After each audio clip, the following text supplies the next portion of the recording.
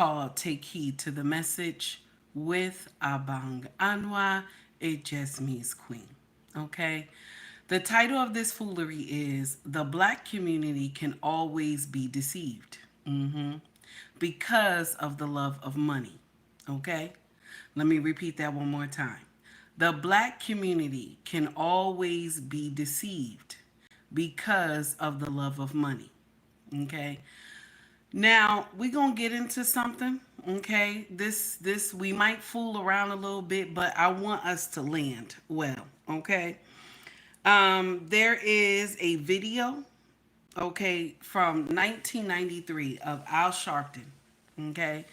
Now, when I saw this video, okay, when you heard about Al Sharpton, right? My melanated brothers and sisters, you got excited. Back in the day when we were younger and you heard about Al Sharpton, you were excited, you were excited to see this man. And now when you look at him and you found out all the finesse and all the nonsense that was going on, it breaks your heart. Even when you see, you see pastors, other pastors that you admired and everything. And then when you see them, okay, once you see that the love of money is greater than the love of our people, your heart breaks.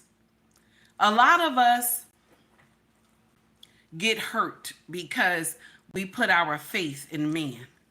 Do you hear what I'm saying? A lot of us, good morning, Mimi. A lot of us get hurt because we put our faith in man. Okay? A lot of us get dog walk when it comes to getting finessed because we put our faith in man. Okay? So I want y'all to hear the vision that Al Sharpton had for the black community. Okay? Did he pick up the mantle of Dr. King? Okay? Onika, how are you? Did he pick up the mantle of Dr. King?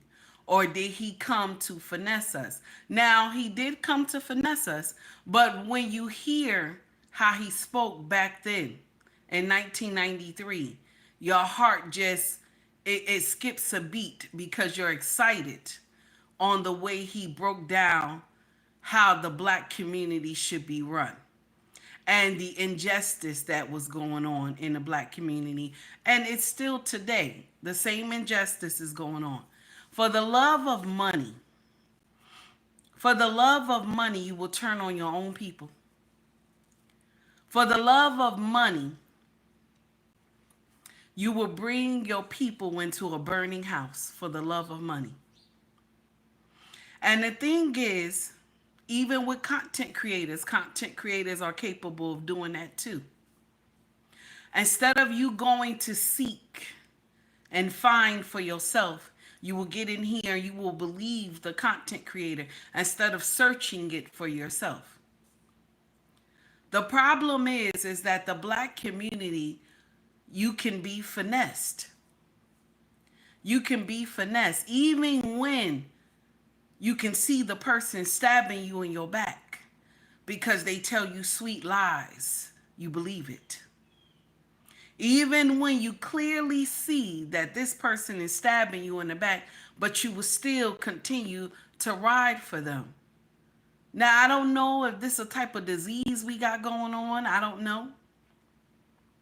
But we love to be deceived. Okay? And it's even down to the women content creators and the men content creators that women will get in here and tell you, you don't need no man.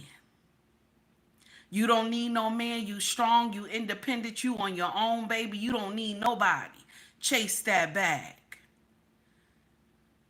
See, I'm going to share something with you. Chasing a bag is actually for men. They are the workhorse. They have took you, my sister, and told you, you got to chase the bag like you the workhorse, and you're not. Hey, young, how are you? You're not the workhorse. The man is the workhorse.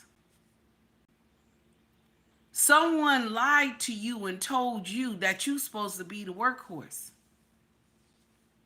That's why men don't mind getting out there breaking their backs and their ankles and their knees and stuff, because they know they got to take care of their family. They know they are designated to do that. But my sisters, you have taken up the mantle and you became the man now because of the mistreatment of past relationships that your grandmother or your mother or your great grandmother had went through with your great grandfather. See, one thing is that when a lie is told, everybody believe it. When a lie is told, everybody believe it. We never talk about the nonsense that great grandma and great grandpa went through that was at the hands of great grandmama. We never talk about that. So from that teaching on, and your grandma saw it, so now she taught her daughter how to be independent.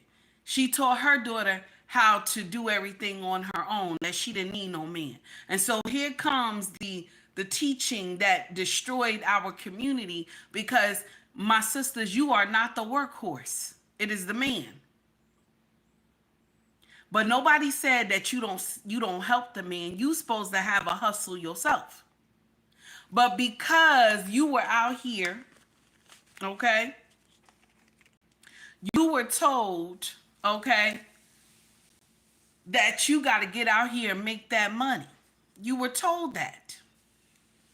You were told that you got to get out here and chase the bag. Good morning, A-Team. How are you? You were told this. And so now you run with this narrative and you think it makes sense.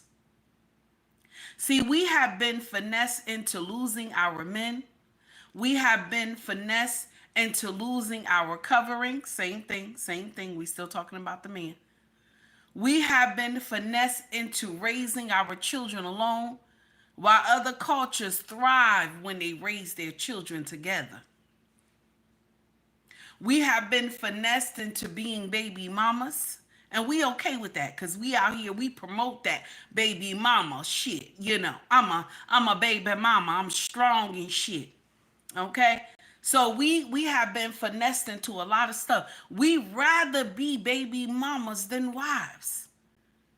And the wives is where the greater honor comes from. But because of a few bad apples that got married, y'all was not supposed to get married, but you got married, and then you come and tell everybody that marriage is horrible. You come and tell everybody marriage ain't shit. Oh, my husband was cheating on me. My husband was doing all this other stuff. But we didn't talk about the nonsense that you seen before you got married to this man. But yet you still continue with the marriage. But you'll come and tell the younger ones, don't get married. Get out here, chase the bag, do what you need to do. We have been finessed into breaking apart. Do you understand? We have been finessed into breaking apart because the pastor collection plate is small when it's a man at the helm of the household. Because your husband gonna say to you, wait a minute now. You know we got to pay this light bill, this gas, this water. You know we got to pay the mortgage. And so now you want to get up here and give Pastor $1,000 for anniversary fund. Okay, for his anniversary fund. See, a man that is at the helm of his household, he not gonna let you get pastor. See, this is why pastors don't get out there and they encourage marriage in the black community, because the black sister on her own, she treats pastor like pastor is her spiritual husband. This is why women get in here and they'll give pastor $1,000, $2,000, $3,000, and she knows she got to pay mortgage. But she gonna get that to pastor because pastor is her spiritual husband. Now, how many times have I said that to y'all? How many times have I said that to y'all? Because she looks at pastor as her spiritual husband. That's why when pastor calls her, she runs. Just like a wife does. My king told me, after your live, make sure you get this done. And I told him, no problem. Because why? That's my husband. Y'all take pastor as your spiritual husband. That's why you could never tell pastor no. You could never tell pastor no. Just like a woman that is happily married, she could never tell her husband no. Whatever he says, she's going to do it. We have been finessed in all type of witcher ways to lose the covering.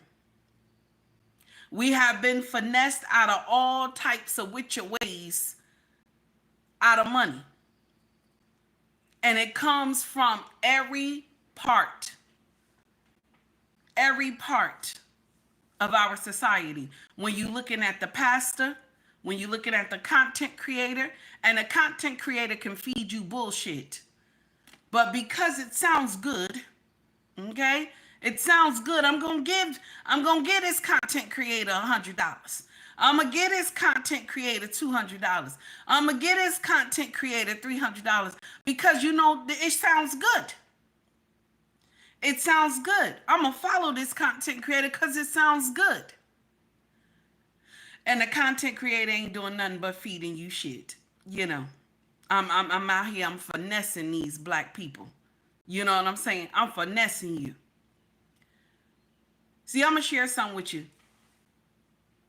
When you go to a content creator, okay, and it hits you in your chest, the person said something that hits you in your chest, okay, stay with that person. There's teaching going on.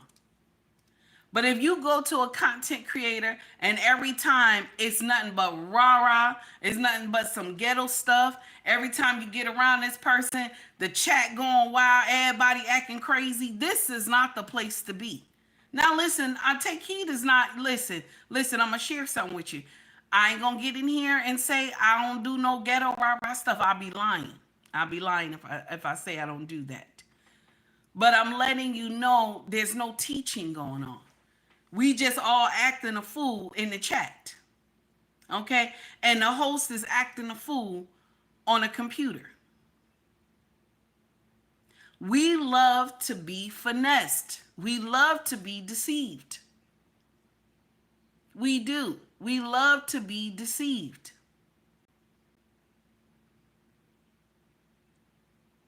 My sisters, I want to share something with you. This is nasty what I'm going to say, but it's true. We get deceived the fastest. Now, our brothers get deceived too. They get deceived too. But we get deceived the fastest when you can have a woman from another race that will deceive you about your men. That will strip away your covering. You know why your mama and your grandmama worked so hard? Because she wanted to be a strong, black, independent woman. Who told you? Who told you? Yahweh made Adam first. Adam is the workhorse. You gave up your covering because you didn't want to live within your means. That's nasty, right? I know y'all gonna say, bitch, what? Yes, you gave up your covering because you didn't want to live within your means.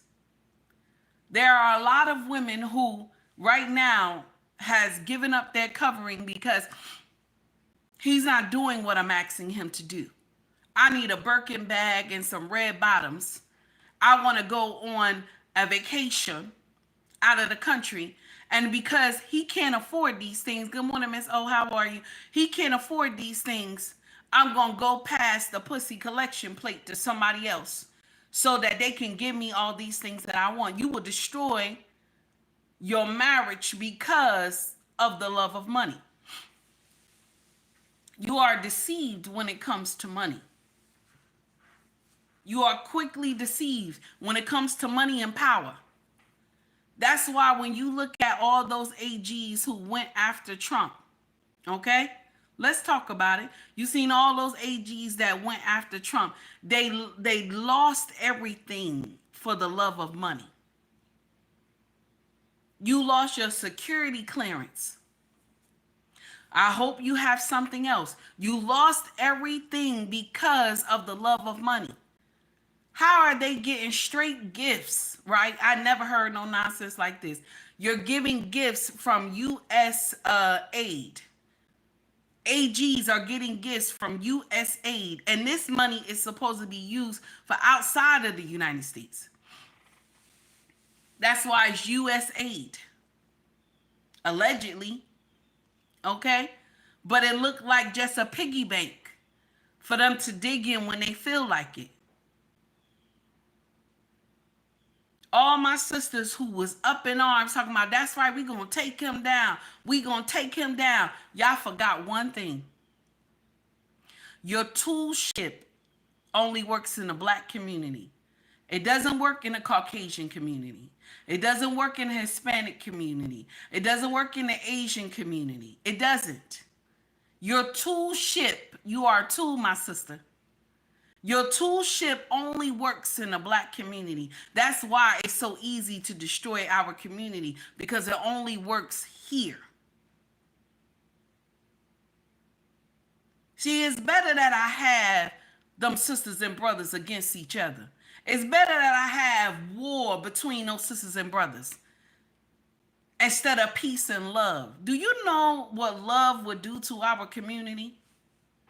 Do you know what love would do to our community? Healing would be going on. Healing would be going on.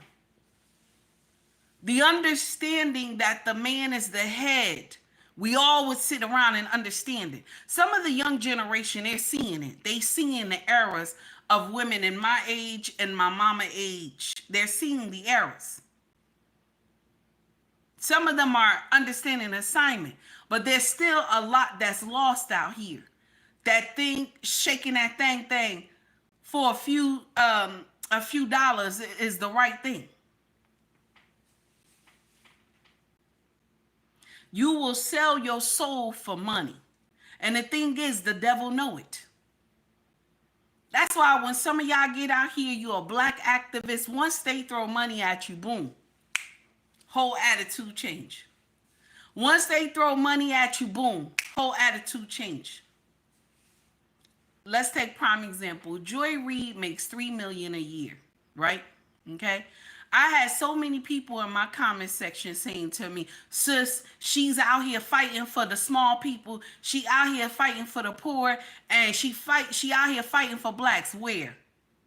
Because I only see her fighting for the rainbow community. When she was out here arguing this woman down about a book for third graders, being in school and in the library, about something that happened to a man when he was young, that he was touched in the wrong way. So teaching children about anal, okay, that's fight the power. You gonna kiss my ass with all that? You gonna kiss it from left or right? That doesn't make sense to me.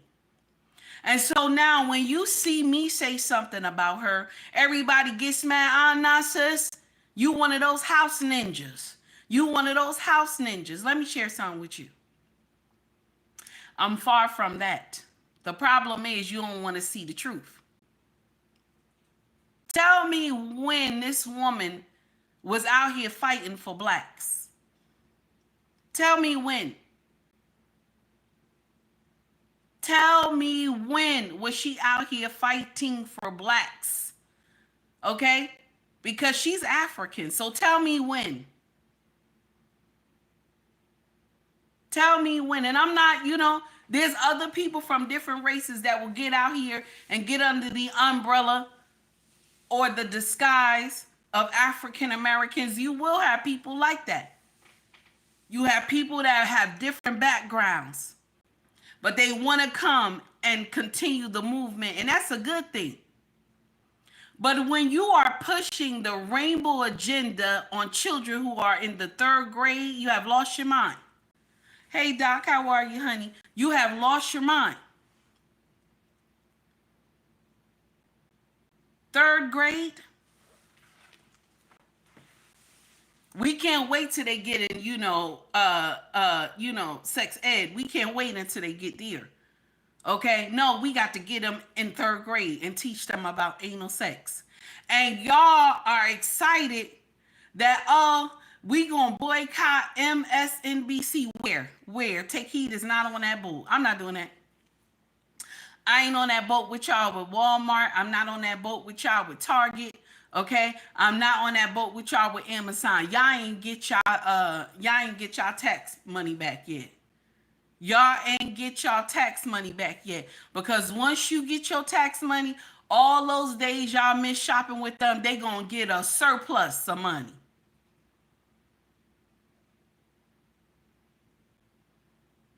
They gonna get a surplus of money. You got the pastor telling you boycott this, go and shop in black community, shop with black business owners.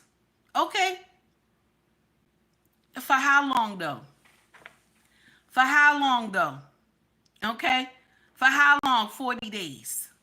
We doing a cleaning fasting for 40 days. Okay, African American money will only be in the community for 40 days. Y'all put that together. Don't that sound stupid? Put it together. That sounds stupid, y'all. And when you have these pastors finessing us in the name of God, they will sit up there and say, we need 2,100 from each member to continue to build this church. And the thing is that when Yahweh come back, He not coming back for these churches. These beautiful churches that you see up here, they done built, spent all this money building this church. Yahweh is not coming back for these churches. Quiet is kept. Yahweh ain't coming back for none of these pastors either. Okay? I'm just saying. They do the most. Now, I want y'all to hear, we gonna go in and out of this video, but I want y'all to hear how Al Sharpton sound back in the day, because you believed it with your soul when you heard Al Sharpton speak. You believed it in your soul when your own pastor spoke. You believed it in your soul when you heard T.D. Jakes. You believed it in your soul when you heard black activists marching. You believed it.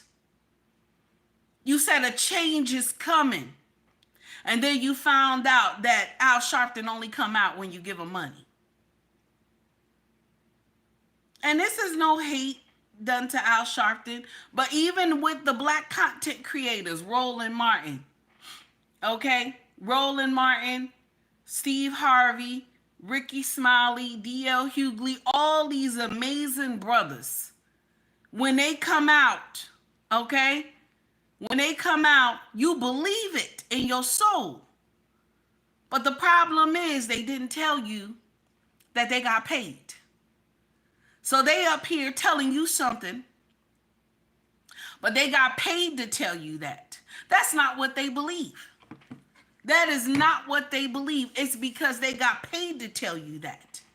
You telling me that Oprah Winfrey, out of all the things in the world that this woman has done, amazing journalist, that when Kamala was sitting next to her and they were doing that interview, that she believed everything Kamala said? No, it was the love of money that made her shake her head. Like, yeah.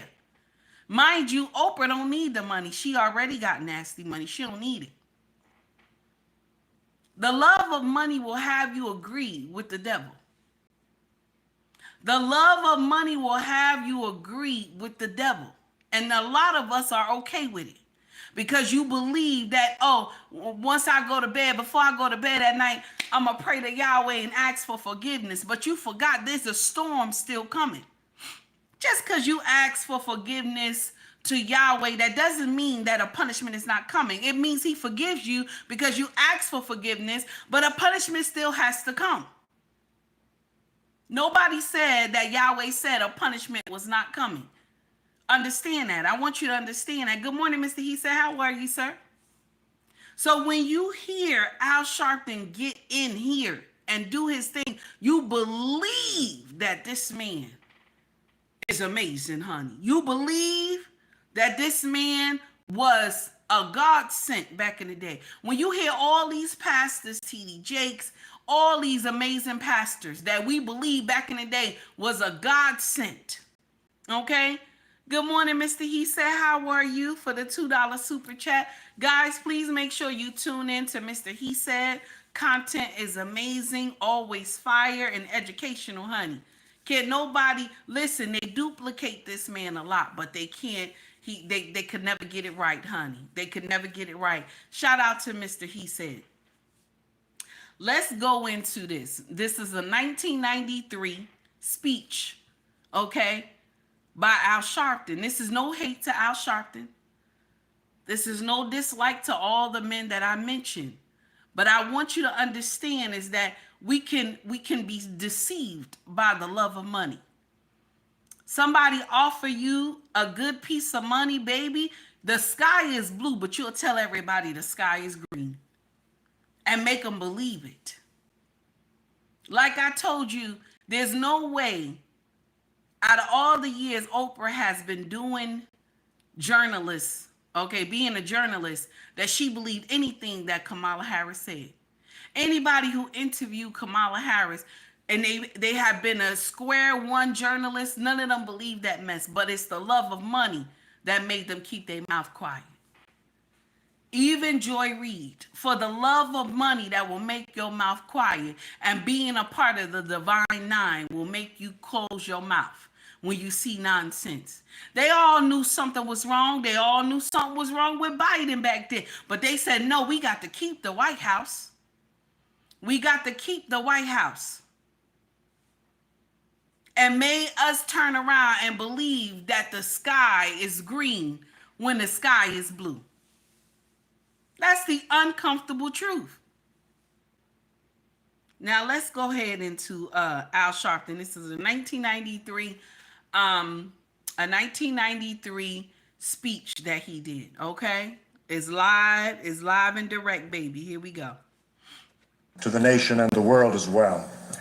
Through the years, we've had the good fortune, in some cases well before the curve, as they say, to present such notable civil rights figures as Rosa Parks, Martin Luther King Jr., and Malcolm X.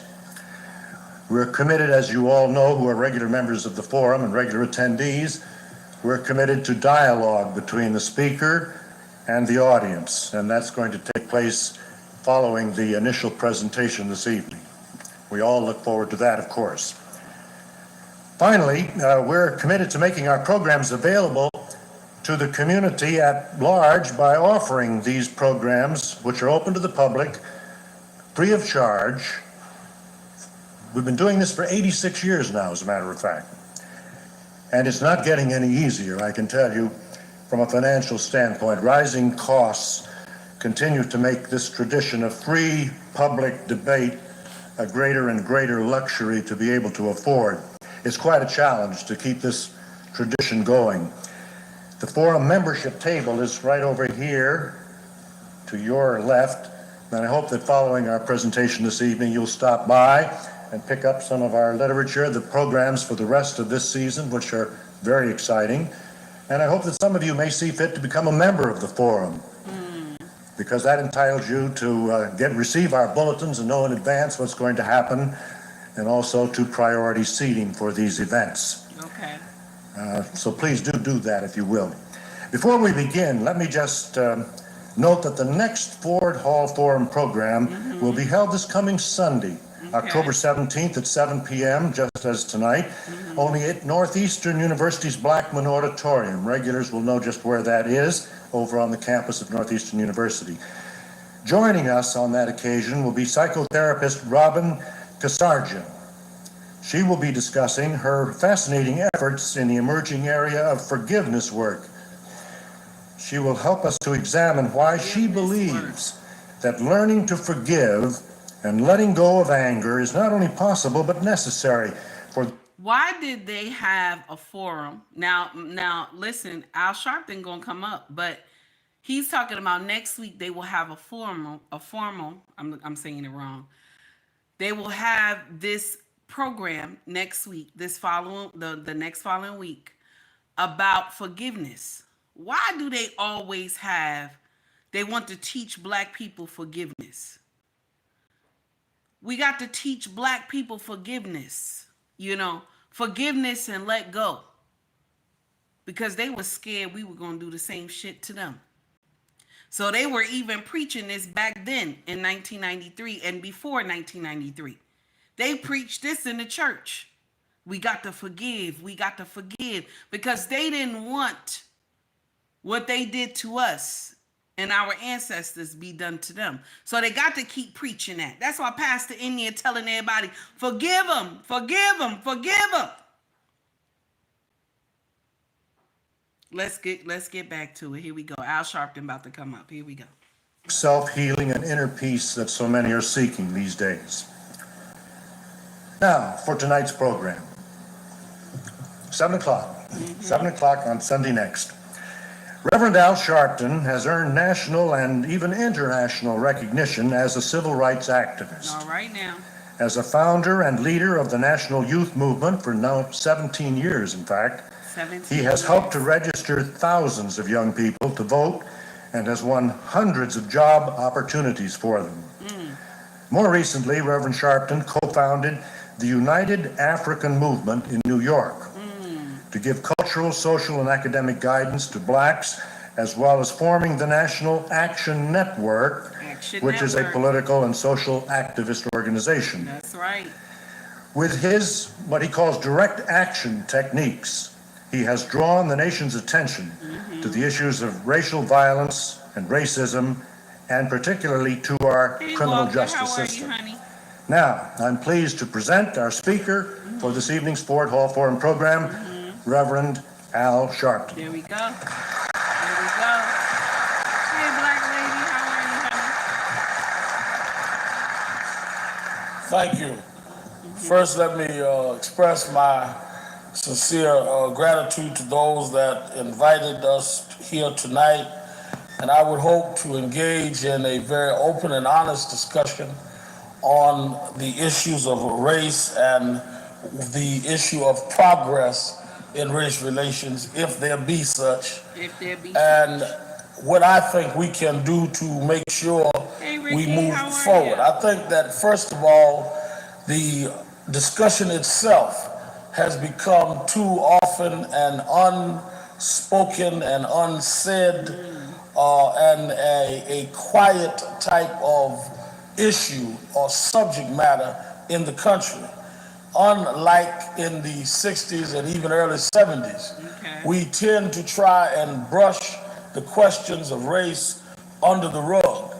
And those that have the tenacity or audacity to raise the race question are often attacked and often accused of making trouble rather than solving problems for those in trouble.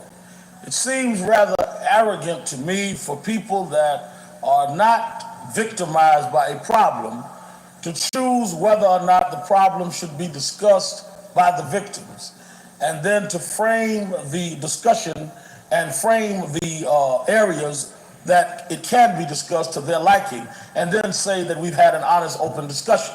The fact of the matter is that racism is still alive and well in America, and its expression is very clear to those that merely open their eyes and see it. That does not mean there has not been some levels of progress, but if one sincerely believes in the progress that has been made since the 60s, one would then finish the task rather than say we've made some progress, so let's stop there.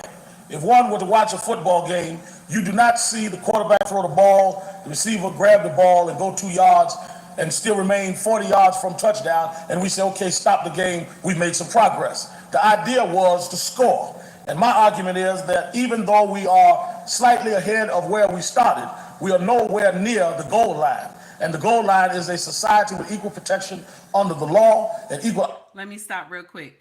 Doc, I know Yahweh said this. I said, but they preach it. They preached it. They continued to preach it because they were scared that we were going to do something. But the truth is, back in the day, African American people, they just wanted to be free. They didn't want to do the nonsense that was done to us. They didn't. Now, one thing that they never explain in our culture is that they never talk about the riots that happened because they brought too many slaves over from Africa. They never talk about all these, these we had really dark times in slavery. A lot of masters, they were scared of their slaves. A lot of them were. Had nightmares about their slaves doing stuff to them. They had nightmares because of the stuff they did to the slaves. So they had to teach the slaves to forgive. Okay? They had to. But yet and still, what do Yahweh do? Yahweh forgive when you ask for forgiveness. He forgives you, right? But there's still a punishment at hand. I'm not saying we deliver the punishment. No. I'm not saying that. Not at all. But I'm saying how they kept saying, we got to forgive, we got to forgive, we got to forgive. That's what I was trying to say. I wasn't saying that, I know the Heavenly Father told us to forgive. So let's continue with Al Sharpton getting it in, honey. Let's continue. Because this was the Al Sharpton that we went crazy for back in the day. This was the Al Sharpton that we believed that he was the change in the face of our community. This was the Al Sharpton that other reverends how can I say that? They aspired to be. You know what I'm saying? I'm just saying because Al Sharpton had a lot of people backing him back in the day. He had more people backing him than any other reverend, any other pastor, same thing. Okay, let's continue. Let's get into foolery. I'll be right back. I gotta go bring the dog in. Okay, here we go. It's for all American citizens. That is not the case. We still live in a country where there's a disproportionate number of blacks in the military that can defend the country that does not give them the same economic and political options, and certainly does not treat it the same way when it comes to the criminal justice system. There are more black young men in jail tonight than in college. That is not because black people are inherently criminal. That is because the criminal justice system has come to grips with being able to imprison and incarcerate young blacks, and has not been able to find itself to do the same for other people of other races accused and convicted of the same crimes. USA Today, just a month ago, did a study of drug crimes in this country where they found that 4 times the amount of blacks accused of the same crimes go to jail at 3 times a higher rate than whites accused and convicted of the same crimes. Now that cannot be that there is a coincidental thing going on with parole boards and judges. That is systemic racism that must be dealt with. The difficulty of racism today is it is more subtle and institutional than it is blatant and obvious. It was easier when people were blatantly racist to fight racism because it was in your face. It didn't take a lot of thought. It didn't take a lot of commitment. It is much more difficult to fight subtle institutional racism because then you're talking about changing the very tenets of society and changing the inherent structure of our criminal justice system and other things that are unfair and unfairly stacked against people of color. So the civil rights movement, or the human rights movement, or the black empowerment movement of the 1990s. Disadvantage is that we don't have Bull Connor chewing tobacco, spitting it out the side of his mouth with a water hose. We now have a Madison Avenue executive with a gray flannel suit that smiles, but his employment practices and his other practices are just as reactionary as Bull Connor ever was. In fact, in some cases, Bull Connor was nicer because he did have some blacks he was friendly with, and on Madison Avenue, that is not even required as being socially fitting. I think that if one looks at the data of the United States government's own releases, the Department of Labor clearly states the median income level of black families of 4 compared to the median income level of white families of 4 is a spread of 26% difference. That is the exact same spread it was 30 years ago when we had the original March on Washington. If we look at the fact that in the last decade, the only ones that have lost jobs over a high percentage basis has been the African American community. That was just released by the Department of Labor. So certainly we have things that we must correct. True. What happens is that we have the illusionary progressive argument. We put blacks on television, we put blacks' faces in high places, True. and we say that everything is all right. What are you talking about? Sharpton or Jackson or whoever raises the point of racism. We have all these blacks now that you can watch on television. We have Martin on. We have Oprah on. We have whomever on. And the demonstration of access to media gives the illusion to many people that that has changed the condition of the masses of people of color. Just to hire one or two blacks and put them in a prominent position does not affect the bottom mass base of that community. It would be insulting for me to suggest that with any other race or ethnic group in this country, yet people seem to feel it is so difficult to understand how it is insulting and offensive to suggest that to us. The illusionary progressive argument says that just because there are more access in certain areas, that all of us should be quiet for the success of one or two of us. The fact of the matter is that the movement was not built as a personnel agency to get one or two people hired. It was a mass movement to transform society where it would be open and fair for all. And to ask people to be satisfied. I think that was our problem. We wanted to be accepted. I think that was the problem. Okay? Now, I'm just putting it out there. Okay? I'm just putting it out there. But this was our biggest problem because we wanted to be accepted. The Honorable Louis Farrakhan, he said that we have been begging and begging and begging. We have been marching. We have been begging, and we want jobs and want equality. We've been begging. But when do we get out here and get it for ourselves? We're asking the wrong person to accept us. We're asking the wrong person to accept us. This is nothing new. It will continue to be because we love to be deceived. Melissa, how are you, baby? It'll keep happening because we love to be deceived. Only a few of us will wake up and the rest will perish. But this is the uncomfortable truth. Let's go ahead back to Al Sharpton. Here we go. It's a lesson today, y'all. So, I know some of y'all not going to stay, and it's okay.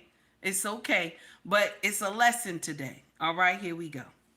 Laws of an appointment of one or two people, rather than the opening and fairness of a society at whole, is to miss the point that others made when they began fighting for civil rights in the first place. We also hear that racism is no longer a prevalent issue. I argue that even recent weeks show examples of how insensitive that many people that are high regarded in this society have become to the issue of race. Media likes to play upon Ted Dancer and his blackface depiction at the Friars Club. But what is more important to me than Ted Dancer and his blackface and his terrible jokes is an AT&T, not a comedian, an AT&T, a major corporation that has business all over the world, including Africa, that would print not one but two illustrations that project black people as gorillas and as watermelon eaters.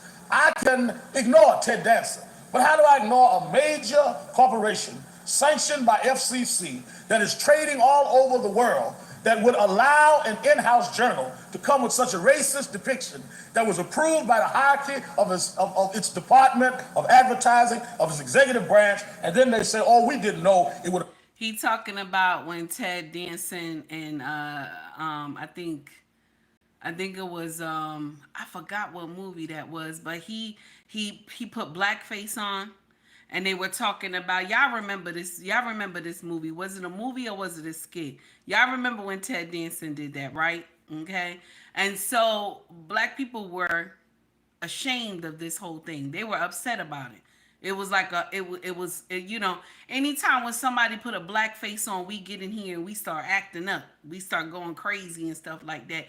Somebody get out here and say, you eating watermelon, And so now, because we have been talked about eating watermelon, even when I was young, my mama used to say, don't you eat that watermelon like that? Don't you eat that watermelon like that? And I say, Mom, what, She's like, they always talking about us eating watermelon like that. Stop eating that watermelon like that. And the thing is that y'all let these people sucker y'all to not eating watermelon. And the watermelon heals your body. It has so many things that it does for our body, melanated bodies. It has so many things that it does. Melon is just the we gonna say the youth fountain for melanated people. And because somebody cracked on you about it and they made jokes about you eating it, and so now you became ashamed of eating it. Black folks don't like to eat watermelon. Back in the day, they'd be ashamed. They wouldn't eat it. It's only just a couple years that they understood that the watermelon means so much, that we need it, that it has so many healing powers with the watermelon. I love to give my kids watermelon all the time. Anytime I get to the grocery store, the ones with the seeds in it though, okay? I will go and get I will get 2, 3. I love to give them watermelon. It helps with the digestive system and everything. But because all these things that they got out here and they dog walked us for, y'all said, no, black folks ain't got to do that. We ain't got to do that. You were ashamed. But they knew why they was telling you that. See, they knew why they was making you shameful for it. They knew that watermelon was a healing power. They knew it. But they shamed you for it, so you stopped eating it.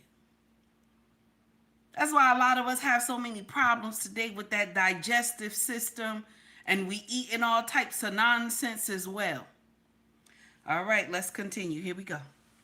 To depict them as gorillas, this level of institutional insensitivity is much more insulting than Ted Dancer and Whoopi whooping it up. That is really not my social concern, but it was more of a media attack on Ted and Whoopi than on AT&T, which shows that we are willing to scapegoat a few eccentric people, but we're not willing to deal with the very fiber of society that has made the race question still a question that has been unresolved in this country. The fact of the matter is that blackfacing has become a political habit. Ted Dancer's verbiage reflects some of the politics that we see around this country. What do I mean by that? I mean we take the most exclusive, the most denying, the most race-conscious policies and put a black face on it, and it is acceptable because 1 or 2 black faces go along with it when it is clearly not beneficial to all the citizens of this country. So what has happened is we have a new administration in Washington that promises us the world and delivers us nothing but good speeches and good smiles. We were presented last year with a choice. Bill Clinton, who wanted to rebuild America. Ross Perot, who wanted to pay the deficit. George Bush, who wanted to continue things as usual. We voted for Clinton and we got Perot because all we have seen in the first year of Clinton is him wiggle through a deficit reduction bill, then come back with a promise of a health plan that is not even written, and his urban agenda is a crime bill that would increase police, increase jails, and we still haven't heard one word about Rebuild America. On the way, we see him deny Lonnie Guinier even a hearing. Well, that's because he was, he got up there on that, he got up there and started playing that saxophone. And he told y'all he eat chicken with hot sauce, okay? So y'all was fooled and he got in there, okay? That's what it was. That's what it was. Okay? A lot of us was fooled. Okay? We got up there and we was like, Clinton is the first black president. We were just flipping out. Okay? But yet what did we get out of Clinton? We got an amazing crime bill. We got an amazing crime bill. That when brown faces got in trouble, baby, they got nearly close to life in prison. Okay? But if it's for any other race, they didn't get that much time. But if it was brown faces, baby, they was throwing a book at you, honey. They had enough power to throw the book at you. Federally mandated. They had enough power to throw the book at you. Good morning, Malik. How are you? They had enough power to do that because of the 1994 crime bill.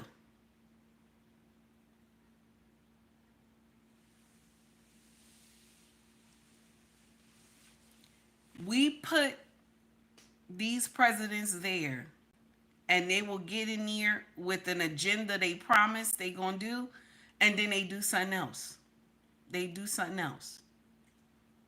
Now, will I say that I'm upset with how Trump is handling everything. I'm not. Only problem I got is the Gaza thing. The Gaza thing. I don't want to see that. Okay? I don't think we should be responsible for none of that stuff. I don't think we should wipe out a whole lineage in Gaza. I don't think we should do that. We should not be a part of that. But everything else, he getting y'all bitches. I'm watching. Okay? Y'all been stealing. All of y'all been stealing. Republicans and Democrats. And I'm here for it. I just want to see. I want to see. Okay? Now let's continue. Here we go. On the way, we see Democratic senators saying, let's not risk lives in Somalia, but let's risk them in Bosnia. So one life is more important to us than another life. On the way, we see that the promises made have not been. That's because that's the love of money. Do you hear me? Like, I can only ride for this community because why? I can only ride for this nation because why? What did I tell y'all? America is a big titty bitch with a cowboy hat on and a blonde wig, okay? Blonde wig with a cigar in one hand, a 40 in the other, okay? With a mini skirt on and cowboy boots.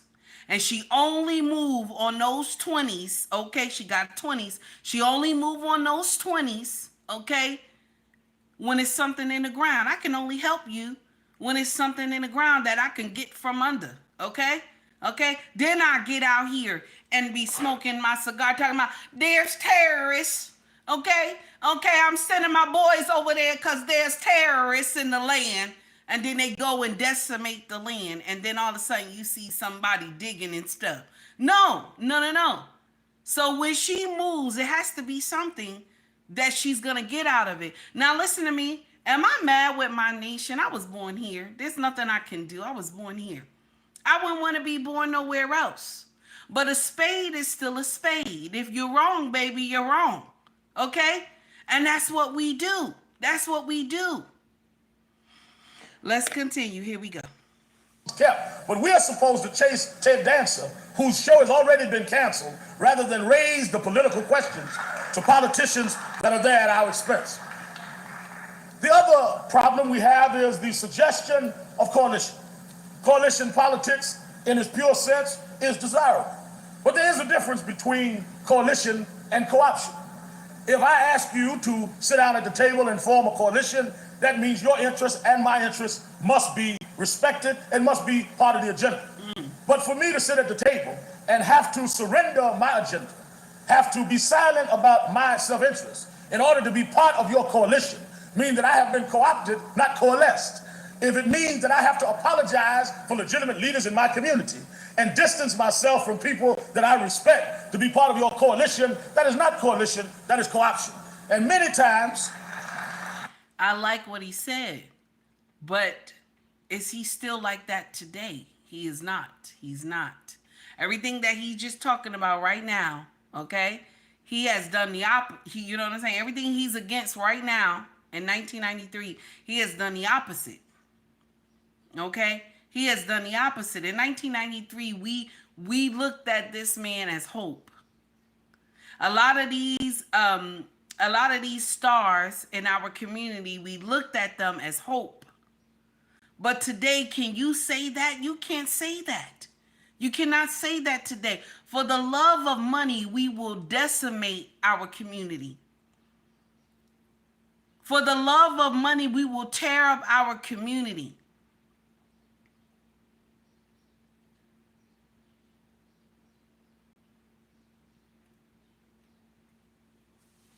When we get in here and you hear black people say they live in the suburbs, you know, black person say, I live in the suburbs. I grew up in the projects, but I live in the suburbs, right? You know what they'll tell you? You's a sellout. You's a sellout. Hey, Messy, what's up, baby? Messy for 15 months membership. Messy, thank you, baby. I appreciate you donating to the channel, honey. You's a sellout. That's what they'll tell you. Y'all, please make sure you check out Messy Mashawn. You hear me? Content is always fire and educational, baby. Check out, well, educational for the streets, baby.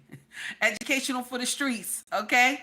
Messy be getting it in, honey. But let me stop playing because it's educational too. Because Messy will get in here and tell you what these mayors and governors be doing, honey. Messy be on it, honey. Shout out to Messy Michon Live. The thing is, he doesn't believe that anymore. He doesn't.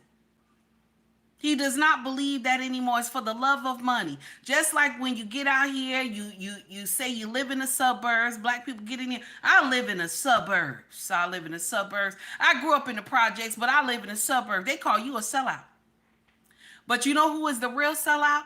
It's the ones that's pumping cocaine into their community. Do you hear what I'm saying? It's the ones that's pumping cocaine into their community. Do you hear me? Messy said, I'm listening while driving. All right, Messy. We'll pump cocaine into the community. We'll pump gang affiliateship or whatever. I'm trying to say it correctly. Let me just go gangster. So they will get in here and pump gangs into the community and make you believe this is a brotherhood. That's how they got you in some of these gangs. This is a brotherhood because you need a daddy. There's no daddy there. So you think being in a gang, OG tell you go take out somebody, you look at OG as your daddy, you go and take out somebody, and then when you go to prison for 25, 30 years, OG ain't nowhere.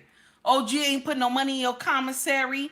Only person who is putting money in your commissary is your mama, and she trying to work 2 jobs and trying to send you money too and pay the bills.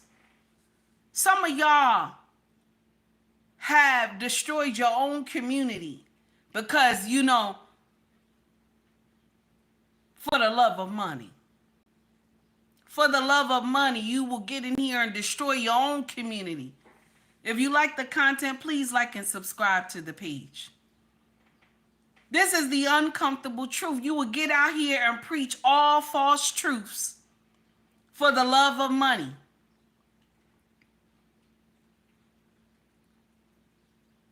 As I gotten older and I started seeing more things, when I was still in the projects, okay?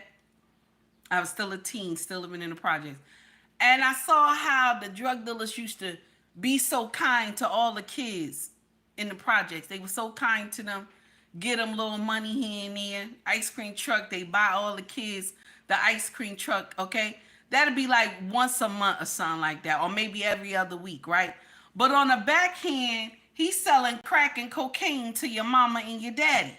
So your mama and your daddy all drugged up on crack cocaine, laying over the bed and all high up and can't cook or clean the house. And so you falling out trying to figure out when you gonna eat.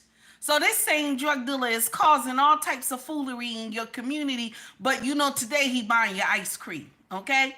Same drug dealer that'll get out here and give everybody turkeys, okay, for the holiday. But the next month he out here and giving your parents all types of nonsense, okay? And at times will kick a motherfucker door in and say, where's my motherfucking money?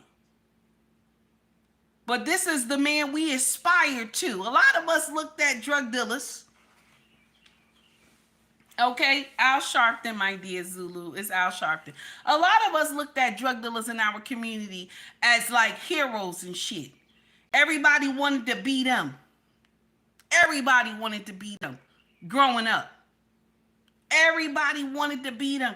Oh man, he got the this, he got the Jordans, he got all this, he got this, he got the 8-ball jacket, he got all this, he laced out, you wanted to be him. There was some girls back in the day that they sold drugs too, okay? I can't mention no names, but it was 2 of them when I was growing up. One was downtown, okay? If you're from Elizabeth, you know who I'm talking about. One was from downtown, Elizabeth Projects, and Pioneer and McGlory, okay? And she will rock a bitch out. She will rock a bitch out back in the day. And the family name is famous still today, downtown, y'all. So, and if you from Elizabeth, you know what I'm talking about, okay? I used to look up to this woman. She old now, but I used to look up to her. I still see her on Facebook. Then there was one that lived in Bayway, okay? Okay, it was one that lived in Bayway, but she passed away young because somebody was hating on her and gave her some nonsense, and she got sent to glory. But everybody used to look at this particular girl, and she will whoop your ass like a man. Like if you owed her money, she will whoop your ass like a man. This girl was somebody's problem. But we will all look up to her. Everything she wore, everybody tried to copy. Y'all remember those windbreakers, those different color windbreakers back in the day? Y'all remember, right? Now, I saw this one at Shoppers World, okay? I begged my mama, please, can I get this? Mind you, I ain't have the original. Timberland had this, I think it was Timberland back in the day. Timberland had that different color jumpsuit. But I ain't had no money for no Timberland, but I wore the copy. And one day she saw me. She walked up to me. She said, oh, I see you trying to copy me, baby. I looked at her. I said, I admire you. That's what I said to her. And she said, don't be out here like me. This is not the type of life you want to live. That's what she told me. This is not the type of life you want to live. And then she hit me on my head like that. She said, go away now. And I walked away from her. Okay? Okay?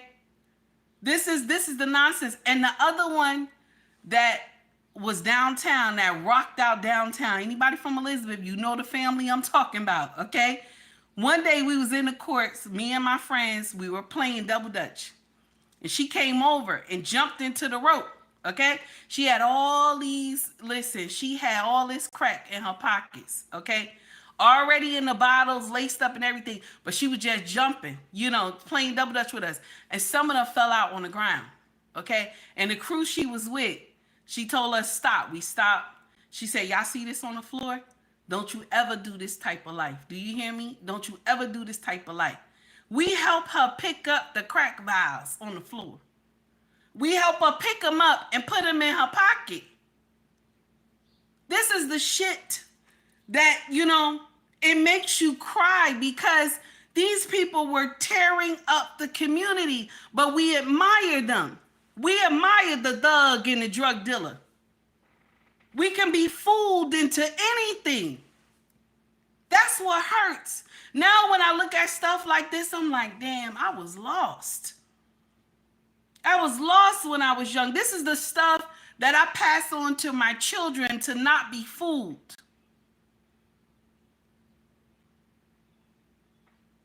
To not be fooled because you see the clothes and the sneakers and the money. Don't be fooled by that. This is why, and this is a lesson that the young people don't understand. Because a young woman, you will get up here and ask her, would you take a man who working 9 to 5, or would you take the drug dealer and the scammer? And they'll get up there and say, I'm going to take the drug dealer and the scammer because he make more money. I'm not going to take the 9 to 5. Not understanding that the 9 to 5 is the safety. He's the safety. He's the one that is going to do the right thing. Ain't nobody trying to do nothing to him. The scammer and the drug dealer, he got enemies everywhere. If he on the wrong corner, somebody will take him out. But this is what we exalt in our community. This is what we exalt in our community.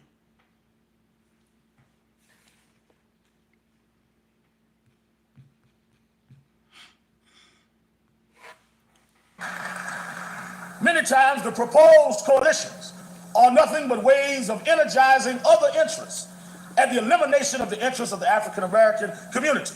If you want lessons in exclusionary politics, you can find it in some of the progressive movements in this country that represent the interests of every progressive force but people of color out front.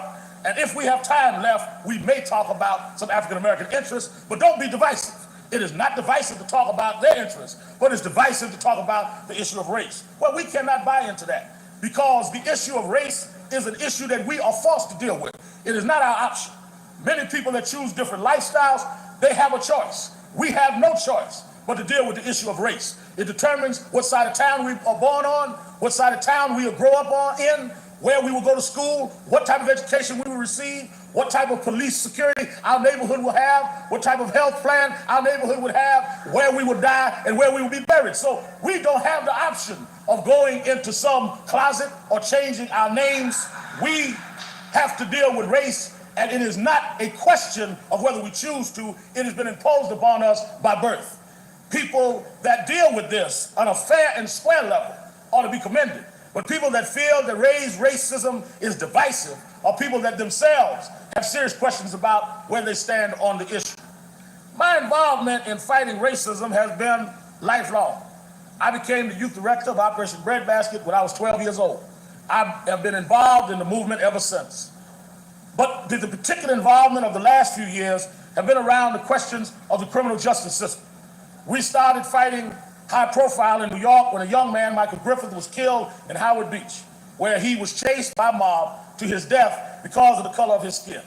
We marched in Howard Beach, which was an exclusively white area, and was met by hundreds of whites that came to the barricades screaming racial names, throwing things at us, and demanding we be run out of their neighborhoods. We marched until we were able to force the state of New York, for the first time in history, to select a special prosecutor in charge of this case. It was the first time a special prosecutor was charged with a racial case in the state. It resulted in 3 young white males going to jail for that crime. The first time we were successful, and those 3 men are in jail tonight.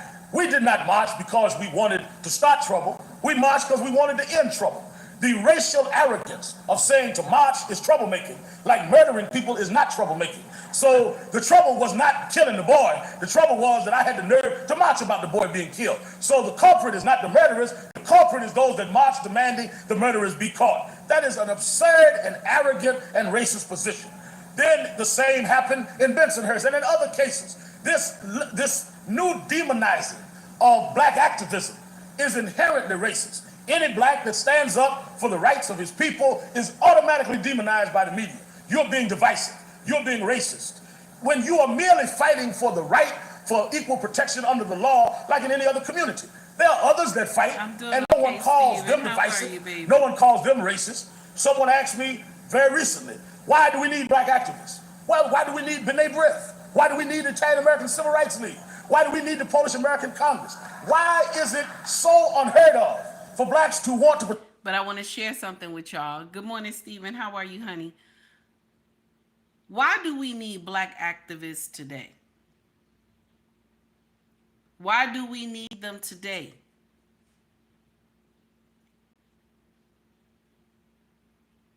Why do we need black activists today, though? Because you all have been bought. You have been bought. Because, and this go to prove to y'all that they've been bought, okay? This go to prove to y'all they've been bought. Because when Kamala Harris was running for the presidency, all of them rallied behind Kamala Harris. And the ones who did not rally, what did they call them? Y'all house ninjas. Y'all house ninjas. Somebody paying you. That's what they kept saying. Somebody paying you. But the thing is, they were getting paid. They were getting paid to talk like that about her. They were getting paid to say that this woman was amazing. But all she kept telling us was that my mother. You know, that's all she kept saying. My mother. When they asked her about the economy, my mother. That's it.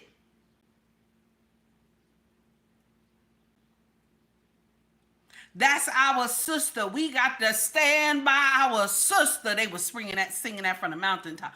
That's our sister. She's a strong black woman. We got to, they got to sing that from the mountaintop. You're wrong. Black folks, y'all can't stick together. Y'all can't stick together. Okay? Strong black woman, she wanted to be president. Y'all can't stick together. The woman can't even say that she black. She can't show us where she get blackness from. We don't know, okay? We don't know. The auntie, when they asked the auntie, what did the auntie say? No comment. Why? Why y'all can't just say her daddy is African, okay? No, nobody could say that. Nobody could say that because the daddy's not. He's not. He doesn't even say he is. So we supposed to sit in here and be like, yeah, this makes sense. Okay? She said, if I got to sit up here and explain the 1/8 rule, we know about the 1/8 rule. You don't have to explain it to us. We understand. But you're lying at the same time. And all y'all who got out here behind her, all y'all did was take money. That's it. That's all y'all did. This was a money grab. You hear me? This was a money grab. That's all y'all did. That's all you did. All a money grab. Take Heed is not going to get in here and say one party is better than the other. But damn it, if you want to run for president, okay, this should not be your go-to. My mother, that should not be your go-to. Because a lot of people going to get in here and say, nobody give a fuck about your mama. We don't care. We don't care. We want to know why eggs is $1,000. Y'all know I said that the other day. Why eggs is $1,000. We want to know why eggs is $1,000, damn it. Okay? That's what we want to know. Okay? I was trying to make a joke, but I think y'all had missed that part last time. Okay? Why is eggs $1,000, damn it? That's what we want to know.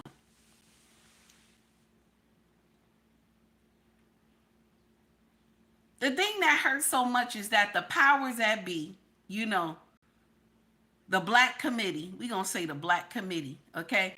If y'all get to do some shit and the rest of us Negroes don't follow, now we in here, y'all calling us all types of motherfuckers and this and that, and then y'all get in here and tell somebody, oh, I'm not gonna follow your page no more. Okay, baby. You think I'm mad? Okay, baby. You don't follow my channel. You think I'm mad that you put it? Why would you? I would listen. I ain't even gonna tell nobody I ain't gonna follow you no more. I'm just gonna unfollow you. I'm just gonna unfollow you. That's it. Take Heed will never get out here and say that either party is better. I'm not. I'm not. They're both demons. They both get up here and do foolery. Why am I mad that you mad because I'm talking about Joy Reid, okay? And so you tell me, oh, sister, I ain't know you was that type of sister. Oh, I'm going to have to unfollow you. Unfollow me, baby. Unfollow me, baby. Okay? I'd rather tell you the truth than a lie. So I'm supposed to get out here and say, I feel sorry for Joy Reid. She lost her job. I know we going off a little bit, but I feel sorry for Joy Reid because she lost her job. She made herself lose that job. She made herself, because if she was a true journalist, she knows how to do facts over feelings. That's the truth. A true journalist know how to handle things, facts over feelings. And she did not. She got offended with the Mommy Angel group that said they didn't want kids to be reading a book about anal sex. She got mad with the mommy group that said they should not have a book about anal sex in the 3rd grade. Any parent that got common sense, you know that you don't want your child to be reading no book about anal sex. The man had been traumatized when he was young. He wrote the book for the young people. Why?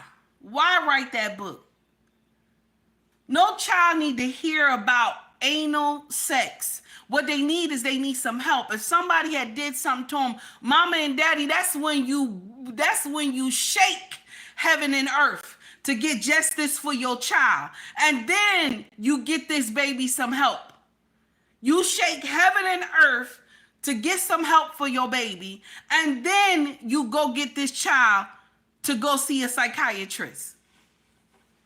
Y'all think putting this shit in a book makes sense for a child that's in the 3rd grade?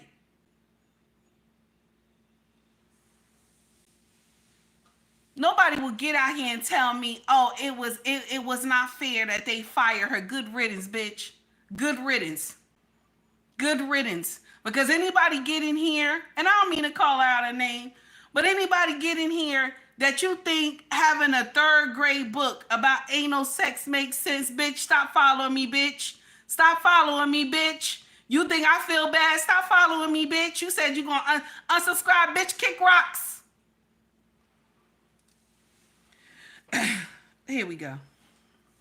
But there are other groups that protect the rights of other ethnic groups that are never demonized and asked why they're in existence. And they're much more financed much bigger and much more well-equipped than we are, but we are put on a defensive position for protecting ourselves when others are respectable for protecting themselves. This double standard cannot be tolerated. People respond to what life dishes out. As long as there is racism in this country, there will be those of us that will fight it. And we will not ask permission from others for our right to live. That of whites in this country. We have a community that the economy is controlled by outsiders. We have guns distributed all through our community. We have drugs throughout our community, even though we don't control any airlines, any boats, or any trains. Yet the great commentary of those who study our community is Al Sharpton's hairdo or someone else's speech pattern, rather than to deal with the substance of the issue. And they think that I am going to defend how I comb my hair rather than deal with the inherent racism in this society. It seems real sick to me that people will try and trivialize the pains of a people. And then when we have great gatherings to deal with those issues, they want to tell us who should be there, who should be permitted to speak, and then how long those speeches should last. It seems the ultimate example of arrogance that has been revisited upon the present American social scene. We have, by law, things that are unfair. There's the federal mandatory sentencing laws that are stacked to continue this drug trade, in my judgment. If you are caught with a sweet and low bag size of crack, you have mandated to do several years in jail by federal guidelines. If you are caught with 100 pounds of loose cocaine, you are eligible for probation if you got a good lawyer. And the thing is, when this crime bill came out in 94, the 94 crime bill, when it started doing this thing, the black community was happy. They didn't know what this crime bill was. But the black community was happy that a crime bill came out. But check this out. They was getting people for little pea dope bags, little small bags. They was getting people for it and giving them like close to life. It was nonsense. Okay? And the person could have just been on the drugs. Okay? They wasn't giving no help to these people. They was throwing their ass in prison like clockwork. But back then, people were excited. That's right. That's right. We're going to clean the streets. Ain't shit happen. You want to know why? Because we don't run. We don't run bringing in the drugs. It's not us. We don't have ships and we don't got planes. Do you hear what I'm saying? So it wasn't us. The drugs continued. The drugs continued. But y'all thought, because, you know, the crime bill was going to get this shit out of here. No, it didn't. It just got worse. It just got worse. And the jails got, you know, it was too many people in here. They overflowed. Okay? Prisons just overflowed with a population of black men. Okay? That did labor for free. Because if you paying somebody 10 cents, 15 cents, you know, $1 a day or something, that's free. That's free. That's free labor.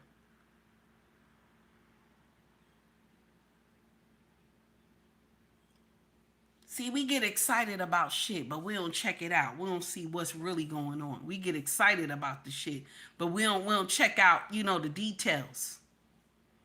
That be our fault. That be our fault. Because we didn't understand what the 94 crime bill was. We didn't understand that. We just said this is coming to save the community. It didn't. It didn't come. What it did was it took a lot of fathers out the home. It took a lot of daddies out the home. Because some of these men they were locking up was doing the crack cocaine. That with some time and some help and some teaching, they could have got off the thing. They was locking men up for a small bag of pea dope. You getting hit with 25 to life and shit. When all they needed was some counseling, some help to get past it. I'm going to share something with y'all, my brothers and sisters. Let me share something with y'all. This is the uncomfortable truth, and I don't want y'all to think, oh, we supposed to be out here blaming whitey and shit like that. Listen to me, okay? And I'm not saying it in a racial way. But we get out here and we want to blame white folks for everything. But ain't nobody made you suck on that pipe. Do you hear me? Ain't nobody make you get up there and snort a whole line of crack. Ain't nobody made you do that shit. You made yourself do that shit. You talking about life is hard. Life is hard. I'm going through some shit. Life is hard. Okay? After you done smoked that coke, after you done snorted the coke or done snorted the dope, the problem is still there. The problem's still there, baby. The problem is still there.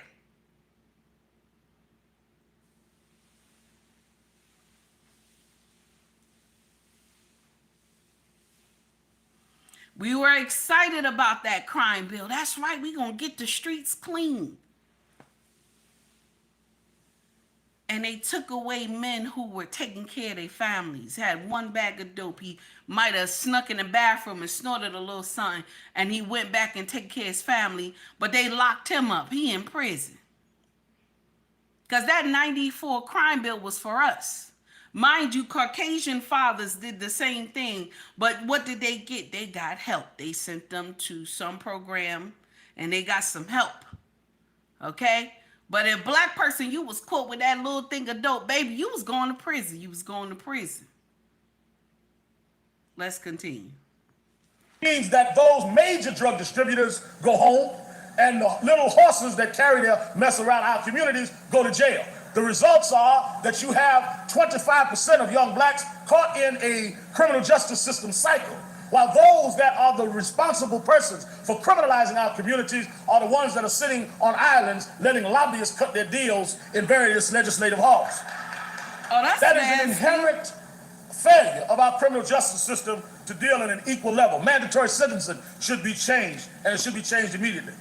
Then we also must deal with the whole criminalization in our communities. I argue that as we fight racism, we must also now fight this new spirit of decadence and violence that has now become an epidemic among a younger generation in our community. Even though I would argue that some of the reasons for it are not inherent in our community, it doesn't matter. Because if one goes for it, one is just as guilty as those that conned you into it. That's what I just As I said this afternoon to someone, if I knocked you off your chair, I'm wrong. All if right. we came back here tomorrow night and you were still laying on the ground, you're wrong. So it doesn't matter who knocked us down. That's right. It is our responsibility To to get lift back ourselves up. up. That's Along right. those lines, we have began a national drive about this violent situation through the schools that will start tomorrow in New York City, where we will be addressing young blacks on the violent question and telling them to openly expose those young people in our community that are selling drugs in the schools and that are pushing guns because they are enemies of our people and ought to be ridded of our community. Did he say that? He said they are enemies of our community. If you selling drugs and gangbanging, you enemies of our community. But what did the streets come out with? What did the streets come out with to combat that? Y'all put it in the chat. What did the streets come out with to combat that from people telling on them? What did they come out with? And everybody that is African American, that is African American has said this many times. No snitching. Snitching get, what is it? Snitching gets stitches. Snitches get stitches. So that scared the hell out of black people. That scared the hell out of them. So they stopped telling when shit got wrong. Because what'll happen is the person that they tell, the police that they tell, police turn around and tell who told them. So now the gang community go and take out the whole family because, you know, you're told. Instead of y'all just keeping your mouth shut, you know, the powers that be keeping their mouth shut and taking these criminals off the corner. Because listen, it's money if I keep y'all Negroes on the corner. It's money now. It's money, damn it. If I keep y'all Negroes on the corner, it's money. Because you know what happens? The more money you got, okay? All the nonsense that you pump into your community, you know what happens? When they catch your ass, they get to take all that money from you. And, you know, everybody get a piece of cut of the money, okay? Then they buy new vehicles and shit for the community and stuff, for the police and stuff like that. They get to do new shit. They got to build a park and shit, okay? In the city. But ain't no black people gonna have access to that park, okay? Ain't no black people gonna have access to that part. They need y'all to continue being out there selling because they need to get that money. They need to get that money.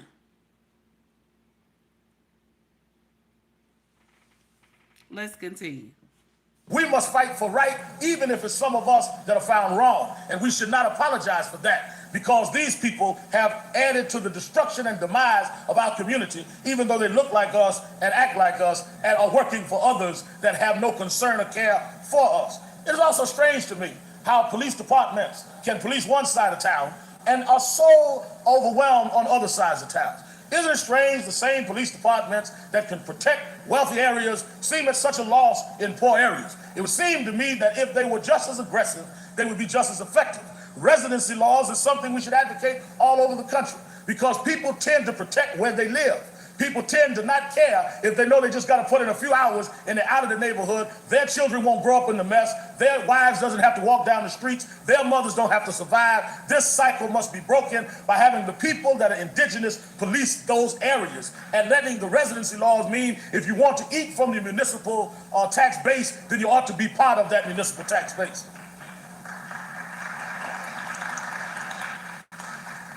On the national and international level, the arguments are we don't have money. It would be good, Reverend Sharpton, to initiate programs against drugs and training and job opportunity, but we don't have the money. The country is broke. Well, I argue we are not broke. We are ones that have no proper priority on how we dispense funds. The fact of the matter is tonight, $60 billion a year is spent on Korea. We are protecting Korea from Russia because we don't want Russia to come in and support North Korea over South Korea. But if we look, Russia now supports South Korea.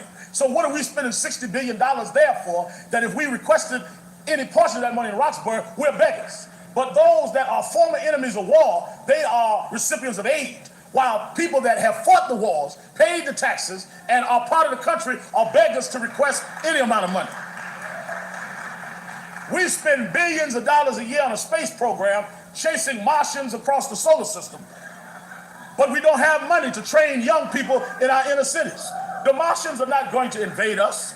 They're not coming out of Jupiter to invade us. I promise you that it will not happen. We need to take some of this money that we're running around the solar system with, take some of this foreign aid money and reinvest in the country and reinvest in... The truth is the foreign aid really going for foreign aid? You know what I'm saying? This is the uncomfortable truth. Is the foreign aid really going for foreign aid? See, you see how Al Sharpton is talking back in 1993? You see how this man is talking, how he talking in 1993? This man will be a problem for America today if he talked just like that now. He would be a whole problem for America if he continued to have stayed on that path and talked the way he talked. He would have been a whole problem. For the love of money, I will sell my mama, my father, my sister, my brother, my baby, my cousin, my grandma, my grandfather. For the love of money, I will sell all you bitches. I will sell all you bitches. The black community, for the love of money, I will sell all you bitches so that I can live good. So that I can live good, I'm going to sell all you bitches so I can live good.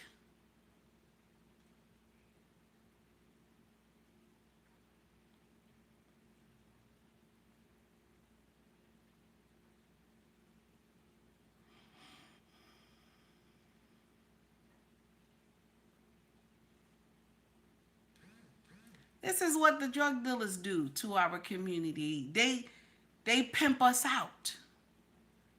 I got to ride down on my own community to get ahead. Some of these drug dealers have houses, cars. They live well. You always see them in the projects. They got the nicest cars and shit like that. You always see it.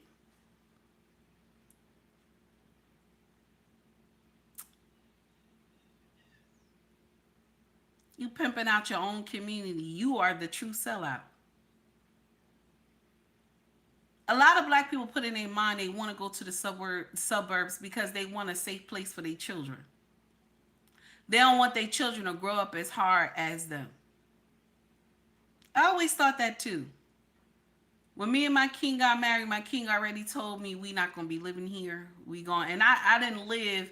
I lived like, I still lived in the ghetto, but it wasn't like in the projects. I lived in a townhouse, but I lived between second and third. No, first and third. I lived in the middle on Pine Street in Elizabeth. So it still was bad because if any shit happened on third, they will run down my block to hit to first. It was like, you know, a lot of bullshit. Okay, right there. Okay? So my thing is that when you have the mind to put your children in a safe place, you know what happens too? You don't train your children for warfare. They say that they don't understand warfare. Like when you grew up in the project, you understood warfare. When somebody came to fight you, your mama didn't hide you. Your mama didn't hide you. Your mama helped push your ass out the house. Go get that bitch. Okay? Go get him. And if you don't get him, okay? You don't get him. When you get upstairs, I'm going to whoop your ass. So you fought as hard as you could because you didn't want that ass whooping that mama was going to give you. So you design new shit. Okay? You know what? I'll share something with you. I ain't never know you can stomp a bitch until my mama said to me, if you come in here and you lose that fight, I'm going to beat you with this extension cord. I looked at my mama and I cried. And when I got outside, baby, I took those pigtails out my hair. I was pulling all that stuff out my hair. Those braids had these pigtails. I was pulling this stuff out my head. Baby, when I got downstairs, now take heed to the message does not support violence. Okay? Take heed to the message does not support violence because I see my stream trying to act up. Take heed to the message does not support violence. All right? But baby, when I got down them stairs, this girl who was coming to fight me, honey, she had met a beast, honey. Because I did not want to get my ass whooped with no extension cord. She met a beast, honey. Do you hear me?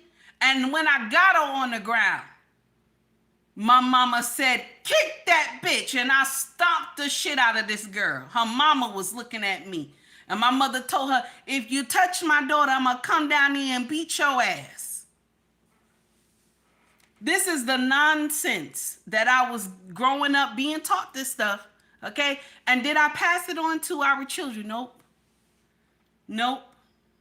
I told them the horror stories so they can understand how I don't want them to be going through these things. You know, when I started telling them the stories when they were a little younger, my king said, this is like, you know, this is a little nightmare stuff. Don't be telling. I said, honey, you got to tell them these things so that they learn, so the world don't deceive them. Because, you know, when you raising children in the suburbs, I'm going to share something with you. Y'all raise punks. When you raising children in the suburbs, you raise punks. And they don't understand what real life look like. All because you want to keep them away from the foolery that you grew up. You miss teaching them the things that's going on in the street. So now when they get to college, they up there smoking crack in college and shit. They up there fucking everybody and shit because they think this makes sense and shit. Now you come home, the child all hooked up on crack and shit, and you wondering what the hell is going on because you didn't talk to the child. Our oldest daughter, she in college right now. Okay, she in college right now, thank God. She told us they doing all types of foolery and everything up there, but she go to, you know, she go white school. She said, Mama, they doing all types of foolery up here. They having all these parties. They doing all types of nonsense. I said, She said, I don't go. I don't go, Mama, because I don't want nothing to happen to me. I don't go to these things, you know. Every time you turn around, they have a party, the police is called. They got their own police on the campus. Every time something happen, the police is called to these houses and stuff like that. She said, Mama, I don't go. I do not go. She said, they party harder than us, Mom. She said, I don't go. If it ain't nothing inside the school, I don't go, Mama. I said, that's right. My daughter said, I don't want to be smoking crack. That's not my thing. I don't want to be smoking crack. That's right, baby. Don't smoke no crack. Don't get in here, smoke no dope either, and pop pills either. You don't teach these kids, the world teach them. The world will get in here and teach these babies, and then you'll wind up with a baby that's on crack, smoking, popping pills, and all that, and come home to you because they ain't got nowhere else to go. They can't hold the job. You done paid all this money for school. They come home all drugged out and shit because you didn't explain to them what the fuck is going on. Now let's continue. That have upheld this country. I'll be right back. It is a shame. It is a shame. It is beyond words that we play Santa Claus all over the world and Scrooge at home. Anytime American citizens need something, we are special interests. We are draining the economy. When the fact of the matter is that the debt that has been risen, that has become the highest deficit in this country's history, happened under 12 years of Reagan and Bush, who did not spend money in urban areas, who did not spend money with entitlement programs. So how can you blame the urban areas for the deficit when it happened under the non-urban administrations of Reagan and Bush? It is absolutely insane to charge to us the bills when we did not enjoy the party. The party was enjoyed by multinational corporations, by huge conglomerates who are now pushing a NAFTA treaty through Congress so they can enjoy cheap and slave wage labor bases in Mexico. That's who drove up the deficit. The mother in Harlem and in Roxbury has been cut in Medicare every year, has been cut in welfare every year. But we drag out a picture of the welfare queen who has been cut rather than deal with the corporate kingpin who's been jetting all over the world, getting an increase in American dollars, getting tax abatements, getting write-offs, getting all kind of tax incentives to run the country broke, while you penalize poor people who didn't get any of the money. This type of faulty and of shaky priorities is what has broken the American economy. I argue that we must redirect the investment of this country. Well, we don't need to spend money in the urban areas. If we do not spend them, these cities will turn into bastions of urban warfare, as they already are. We are losing more American youth in the inner cities than we're losing at any of these outposts around the world. The only problem is that it is normal and we accept it in the inner cities. And we act like it's so outrageous when it is overseas. 362 young blacks were killed by crime among each other in the city of New York this year. That is acceptable, black on black crime. No big thing. If blacks had killed 362 whites, we'd have portable electric chairs in New York. If whites had killed 362 blacks, we'd have riots. But it's almost an unspeakable, allowable situation for people to kill each other. And it's the same psychology I referred to earlier in Somalia. Let them die. We'll save real people. That is not acceptable.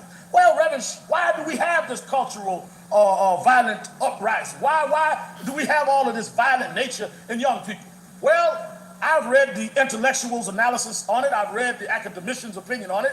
But the best opinion I read was my grandmother, when I was a kid, showed me in the Bible that a man sows, that he shall also reap.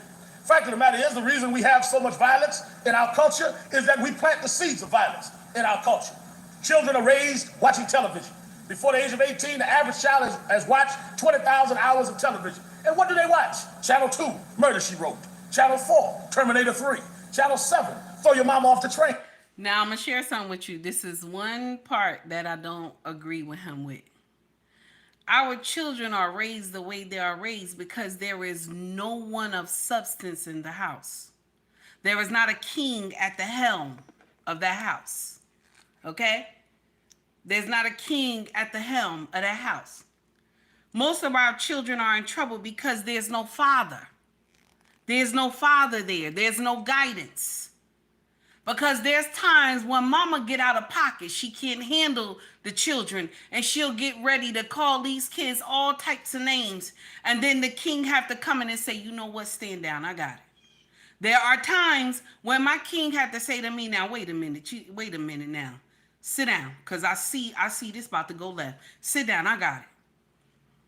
Then the child come down and say, Mama, I'm sorry. I didn't mean to say all that to you. Because once they say something to me, baby, the filter is off, honey. I will eat you alive. The filter is off. They know. But this is when the king step in and say, wait a minute now, sit down. You sit down. I got it. I'm going upstairs. I got it. Okay? And so now what do you do as the wife? You sit the hell down. You sit the hell down. Don't say no more. Don't say no more. The father is not there. This is why y'all scared when you trying to say something to your child. This right here, when y'all be trying to do content, you trying to say something to a black child, okay? One of our babies, you trying to say something to him, you got to film it because you scared the child gonna hit you. You tell the child to clean up the room and the child start busting the windows. You turn on your camera because your ass is scared. You behind the damn phone like this and shit. And if the daddy was there, the daddy would say, you don't need that camera. Move and shut the door. And he'll get in there with that boy because why? That's his offspring. He gonna put that boy in his place. I'm the king in this bitch. You don't get in here and break my damn windows. But because, we strong, black, independent women, we can raise kids on our own until the child go left. Until the child get under some other kids that be wilding and shit. Now you can't control the baby. I can't control him. His daddy, now he got to go to his daddy. You can't control him now, right? Because he's smelling himself. He's a teenager. You got to go to your daddy now. I can't take care of you no more. But if daddy was in the home, you wouldn't have that problem. And I said daddy, when I say daddy, a man with a king mindset. Because some of y'all can live with your daddy, but you ain't been taught shit. Okay? You ain't been taught shit, and it's okay to disrespect mama. Okay? So we going to say a father with a king mindset. Listen. Why I say this? Because these TV programs and this music going to always be. They going to always be. Okay? Because it's content. It's going to always be. This music, TV shows is going to always be. Especially the ghetto ratchet, because that brings the people in to see it the most. Okay? People come see the ghetto ratchet stuff the most. I don't know if you noticed, but Take Heed always mix that in my content.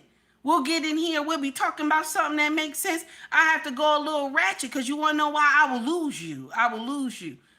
Okay, see right now, look at the number. It's 80 people in here right now. Look at that. You see that?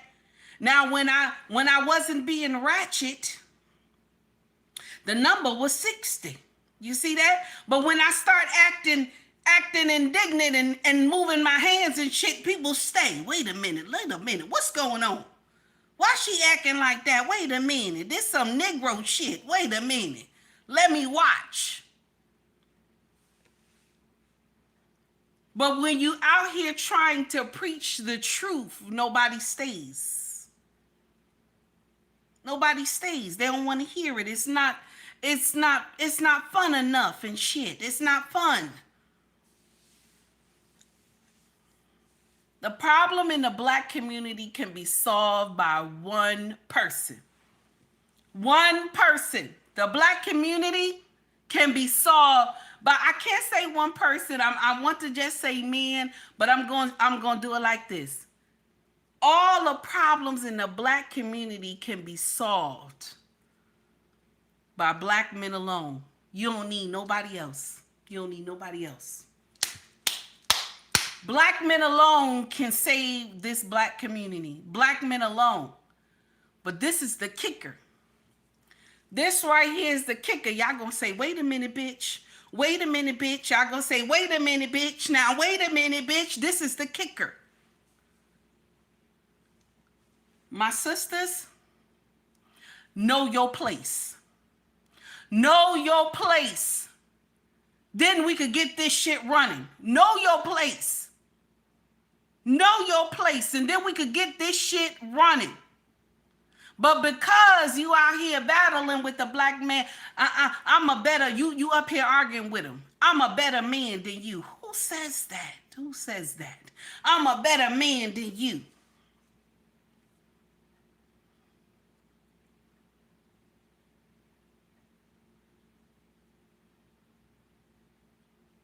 You a better man than who? Who you a better man than who? Do you know how to be a man? Some of y'all think y'all men. Okay? Some of y'all think y'all men. Okay? I'm a better man than him. Lady of class, what's up, baby? I see you. I'm a better man than him. You don't even know what a man is. You don't even know what a man is. You ain't never walk a mile in a man's shoes for one day. You don't know what a man is.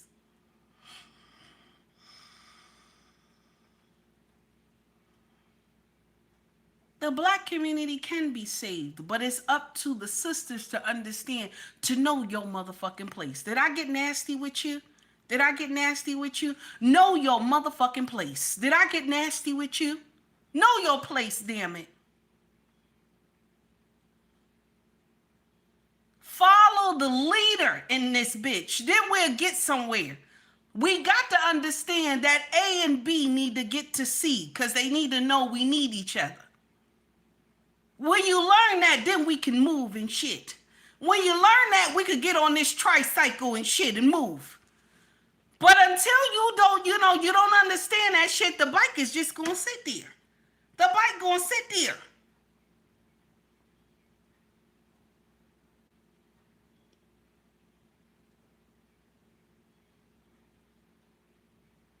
The bike gonna sit there. Everybody else, let me see, what is his name?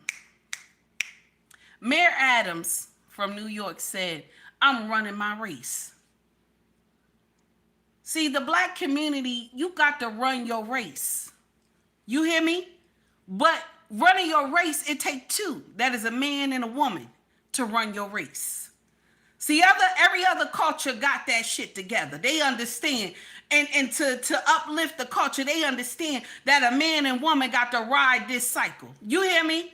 They got to ride this cycle together. A man and woman got to ride this cycle together. I didn't say man and man. I didn't say woman and woman. I said a man and a woman got to ride this cycle together to get this shit together.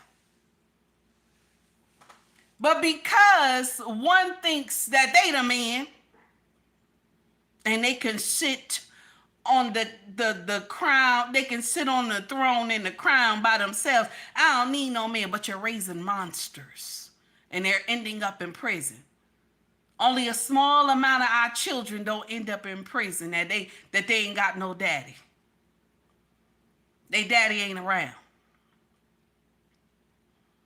Or some of y'all withheld the children from the daddy. That's nasty, right? I know y'all like, wait a minute, fat bitch, wait a minute. What the hell?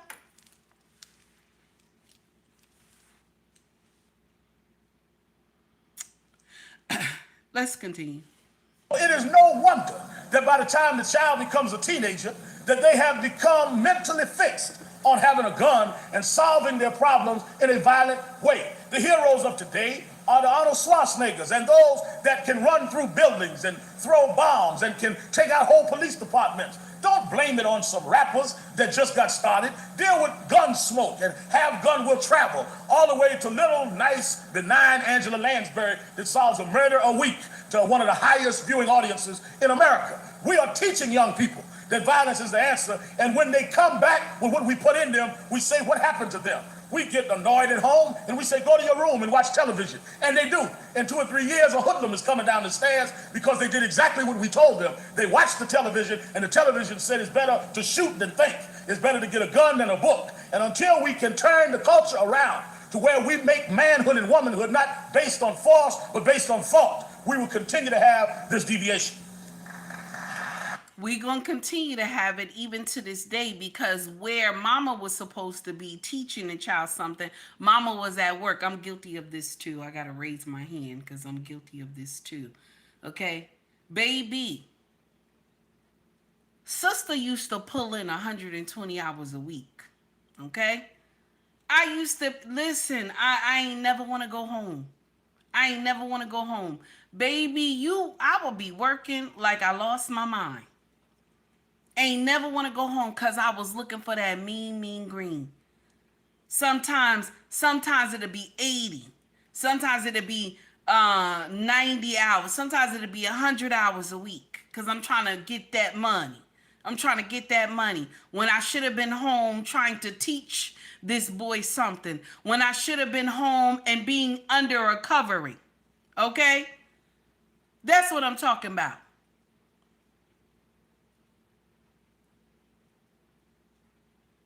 That's what I'm talking about.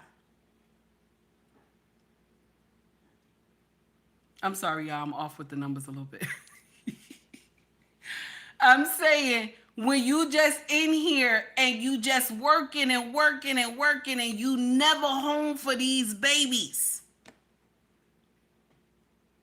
When you just working and working and never home with these babies, because what you do, mama, you laid up there and fucked the wrong man. You spread your legs and screwed the wrong man and you became baby mama number 2. I'm talking about me. I'm talking about me.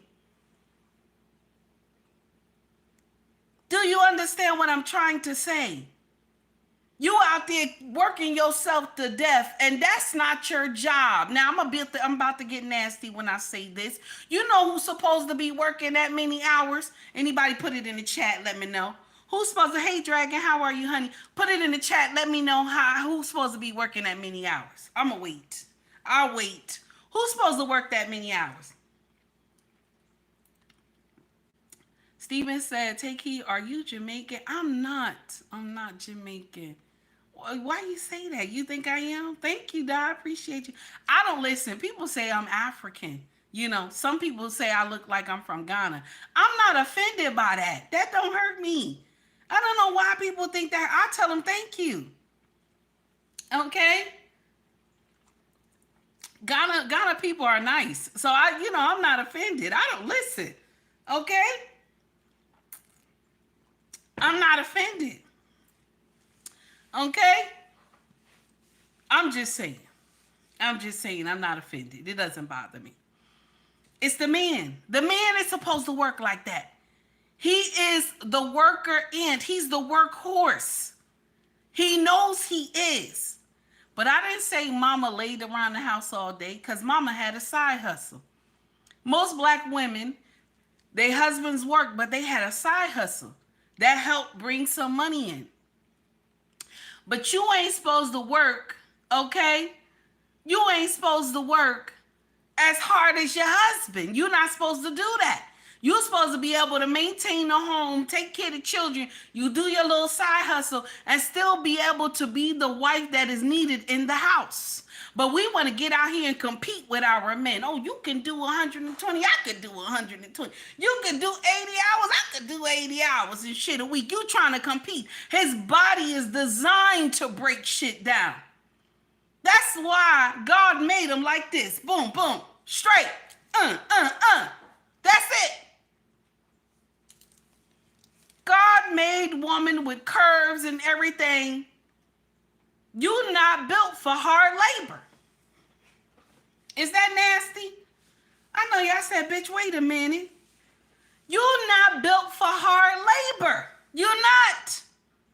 That's why you be so broken down. You tired. You don't want to deal with them kids. You roll over. You can't cook or nothing. The kids starving because you're not built for hard labor. A man will go out there and work 3 jobs, come in the house and act like ain't shit wrong, sit on the couch. Like, just feed me. Just feed me. I got to leave in another hour. Just feed me. Okay? He go eat, jump in the shower. This man I got a new outfit on from the other job. And he jumping back in his truck. He like, I'm out, baby. I'm going to see you in the morning. I'm out. Because they built for hard labor. They the worker ants. Stop denying him from his job. Stop denying him from his jobs and his duties. He ain't supposed to sit home with you.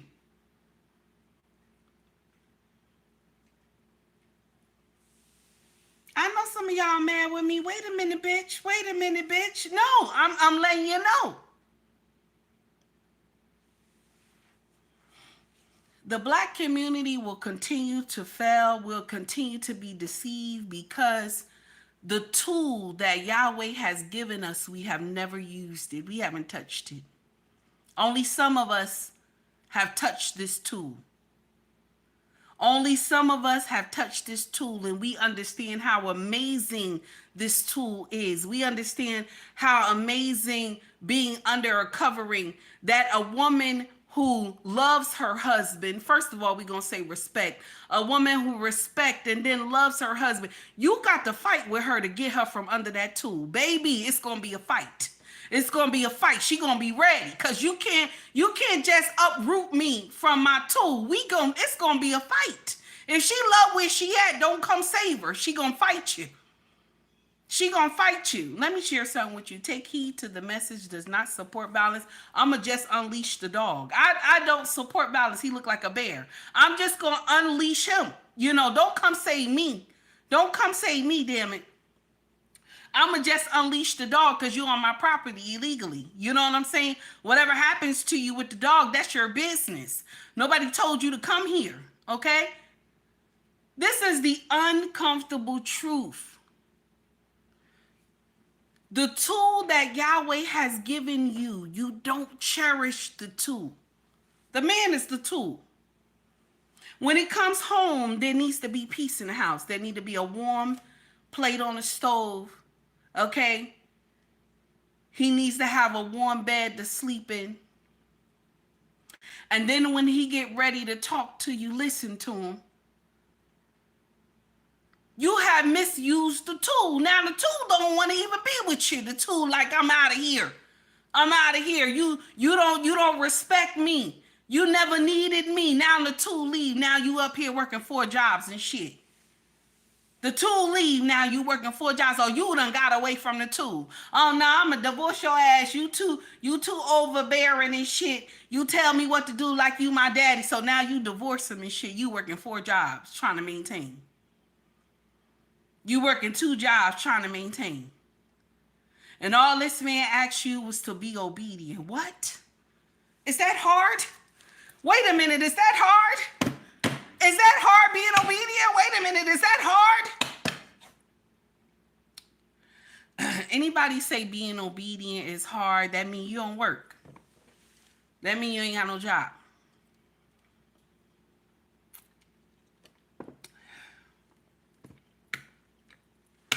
That means you ain't got no job, because your boss will tell you, I need this stuff done by 5 o'clock. What you gonna do? You gonna get that shit done, right? So if your husband say to you, I want my plate on the stove before I get home,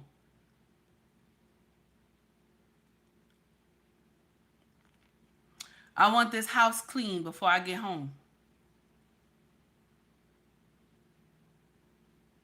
I want the kids fed before I get home,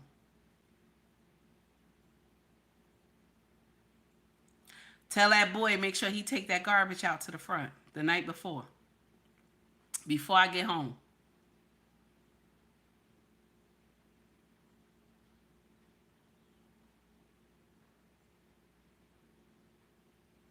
When I tap you on your shoulder late in that midnight hour, learn how to assume the position.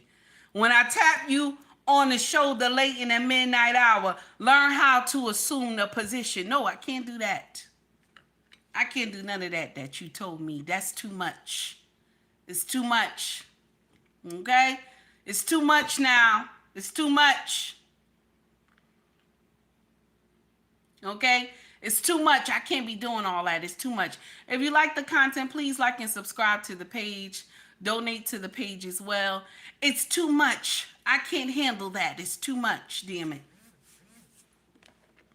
It's too much. Here we go.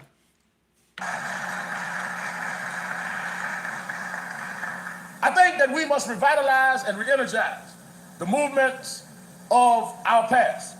We need to go into the existing groups and make them more energetic and aggressive in dealing with the problems of racism and inequality and unfairness in our society.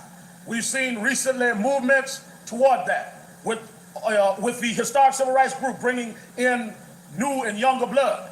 This is a breath of fresh air as far as I'm concerned. Just recently, we formed a ministers division with the Rainbow, in which I will direct nationally, and I state this for the first time publicly, because I feel we do not need to reinvent the wheel. We need to use the wheels that have already turned and grease them and make them turn more effectively and as effectively as we can.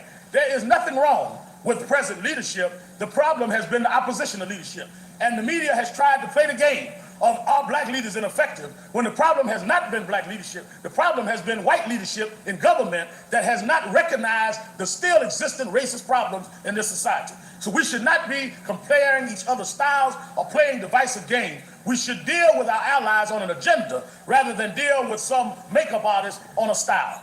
We must never apologize for fighting back. When we fought controversial cases in New York, or Rodney King in LA, or Roland Adams in London, demonization, attacks, so-called controversy was prices you have to pay.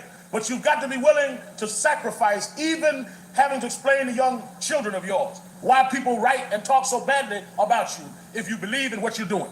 We put it on the line in '92. I ran for the U.S. Senate in New York. They told the country we only had 200 fringe followers. Well, I ran, I got 18% of the vote, I got 70% of the black vote in the state. 200 fringe followers can't vote 170,000 times. The fact of the matter is there is a lot more people that agree than disagree, and a lot more people that will move than won't move if we have the courage of our convictions to stand up. There are tremendous sacrifices that have been made. Martin Luther King, Malcolm, and others that set the stage in the 60s lost their lives. We should not, in gratitude to them, come as some silent, hot. So I'm watching something in the chat, and 18 said, take heed to the message. He never said anything about the nuclear family, but what did I say to y'all? Pastors and those reverends, they never talk about the nuclear family. You want to know why? Because the money going to look different in the collection plate. It's going to look different, baby. That money going to look different in the collection plate. If the man is at the helm of the family, the man is the one who will tell you, that's too much money. We don't have that money. Get that light, that gas, that water, okay? Got to pay that mortgage. And if you got like $20, $25, then you can give to the church, okay? But you're not going to get up here and give the church $1,000, okay? This is why they don't preach these sisters getting married. This is why. Because Sister Patrice, okay, is a AKA, okay? She got a doctorate, okay? Let's talk about it. Sister Patrice got all this money. She lived well. Patrice got 2 kids. She lived well. She ain't got no husband, okay? She got a doctorate, okay? Patrice on Sunday, okay, is pastor, you know, anniversary. Patrice get up there and award pastor with about $5,000. Pastor start crying. He starts stomping his feet and everything. She up there with pastor stomping her feet too. Okay? Everybody, the church is going ding, ding, ding, ding, ding, ding, ding, ding, ding. You know, it's going wild. Because Sister Patrice put in her mind that pastor is what? Pastor is her spiritual husband. Anytime she do anything, she call pastor. You ever had one of those sisters in your family? I got to check with my pastor. I got to check with my pastor. I got to check with my pastor. Anything she say, I got to check with my pastor. Ever met a sister like that? Okay. She's the same as take heed. Anytime somebody asks you something, I got to check with my husband. I got to check with my husband. I got to check with my husband. When people want to do shows with me, I tell them I got to check with my husband first. I got to check with my husband. I got to check with my husband. See, her thing is it's in her mind. Mine is in my mind, body, and soul, baby. I get to touch mine. That's the difference. So this is why it's hard for some of these sisters to get married, because in their mind, they believe they cheating on pastor. This is why it's hard for them to get married. So they'll get up here and tell you, I'm married to Jesus. Did they give you a scripture that says that in the Bible? Okay. But it's meant for widows. Okay, it's meant for widows. Y'all be getting that confused sometimes. But y'all throw that scripture real quick. I'm married to Jesus, you know. Now, only how I know that, because I had to go search that, because I remember I was saying this to somebody, and they said, "No, sis, it's in the Bible." So I went to go search it. It says for the widow, married to the widow.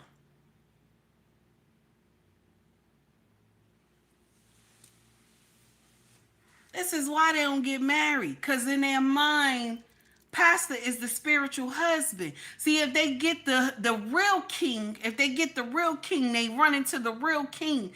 They ain't gonna be able to give pastor $5,000 for anniversary. They ain't gonna be able to give pastor $10,000 for the anniversary. They ain't gonna be able to give pastor they get some winnings. They ain't gonna be able to give pastor close to $1 million. If they married, they ain't gonna be able to do that. They get a settlement close to $1 million. You ain't give pastor what? You married, you giving pastor what? What? Your husband gonna be looking at you, what? You giving what? But we all get in here and we forget the natural order. It don't have it don't say pastor in here at all. The natural order don't say. Now, do it say? Anybody know? Does the natural order say anything about pastor in it? You listen. Does it say anything in here? The natural order, does it say pastor? Pastor is in here? Or is it Yahweh, man, woman, and child? That's what I believe it is. Some of these pastors will deceive you out of your marriage. They will deceive you out of your marriage because you were giving pastor more money when you wasn't married. So now you got married. And so now you tell pastor, well, pastor, I can't give you this much because, my husband, this and that. So now what do pastors do? Pastors start taking your side in arguments. You come and report the husband. I'm coming to report him because he said this to me. You come report the husband to pastor. Pastor immediately take your side. And pastor ain't supposed to take your side. He not supposed to take your side at all. He's supposed to talk to the husband man to man and understand. Okay? Can you imagine he talking about, I'm gonna report you to my pastor. My husband will look at me, he'll pull his glasses down and say, what? Say that again one more time. So your pastor gonna tell me how to govern this house. Your pastor gonna tell me how to pay that mortgage and that water bill, that light bill, that sewage, how to pay the car insurance. Your pastor gonna tell me? You telling me your pastor gonna tell me how to do all that? Call him on the phone. Let me talk to him. Call him. Let's see.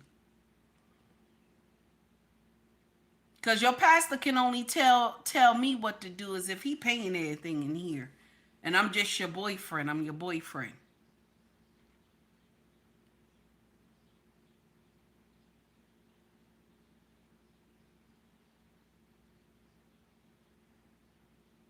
That's why it's hard for a lot of y'all to get married. These pastors don't be teaching the nuclear family. They can't afford to teach y'all the nuclear family. They got to teach you a strong black queen. You independent, my sister. You see Sister Lisa got all these kids. You don't see no husband. Nobody say nothing to Lisa. They just let her, Y'all was mad that a pastor had called this young girl out about being pregnant on social media, and y'all was on fire. Social media was on fire. I said, the pastor did right. Why are you coming to the church and you pregnant? Why are you doing that? There's no husband. You already got 2 kids. Pastor was right. Now, could pastor have pulled her to the side without the congregation being involved? He could have pulled her to the back and said, why are you getting pregnant like this? And then you coming in the house of God. Why are you getting pregnant like this? There's no husband.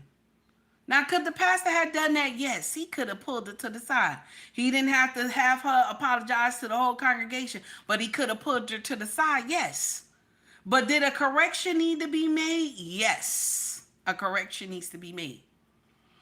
Because if you stomping in the house of God and you in the Holy Spirit, which you believe you in the Holy Spirit, some of y'all be doing that nonsense and jumping around and you not really in the Spirit.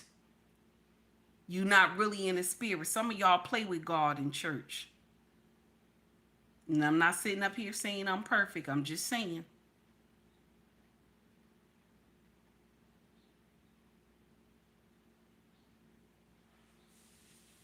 Instead of you having her, I need to talk to you. Once you see her belly, I need to talk to you. You don't see no man. I need to talk to you. Me and my wife need to talk to you. See, accountability is not held in the church, in the black community. You want to know why? Because y'all have, nobody will be there. Nobody will be there. All these sisters talk about how church was so good. Church was good, honey. Church was good last Sunday. Pastor preached that word. That's what they get in here and say. That's how you know the pastor ain't preaching right. Because he got a whole congregation full of baby mamas. That's how you know the pastor ain't preaching right. Because when he get in there and say, you ain't supposed to be no baby mama. Everybody gonna leave that church. Everybody gonna get. How dare you judge me? Shout out to Mrs. She Said. How dare you judge me, Shame Lady? Shout out to Shame Lady. How dare you judge me? What? What? What? What happened? How dare we judge who? What happened? Where all these babies come from? Okay? But you in here, church, you up here jumping and in spirit. How those babies, you know, pastor need to do that. How those babies get here? What happened? But if you get in here, somebody will tell you, judge ye not, and ye shall not be judged. And who is without sin, cast the first stone. That's what they'll tell you. Those scriptures don't even pertain to that. Because Yahweh also says that you must judge righteously.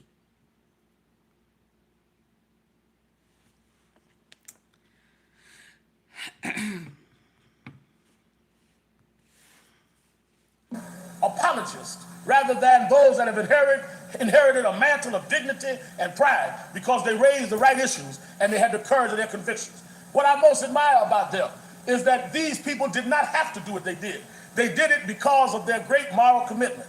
Dr. King had a PhD from Boston University in this town. He did not have to march. He did not have to give his life. He gave it because he believed in a higher calling than himself. And I think that it is time for this generation of all races to put the call of finishing that mission above their personal ambitions. We have become a generation of individualists who are only concerned about our job, our house, our car, our credit card, and none of that will mean anything when we have our funeral. In fact, I can tell you as a clergyman that one of the most difficult tasks that a clergyman is asked to render is to preach the funeral of an unproductive person. We are asked to hallucinate for you a life that you did not live and try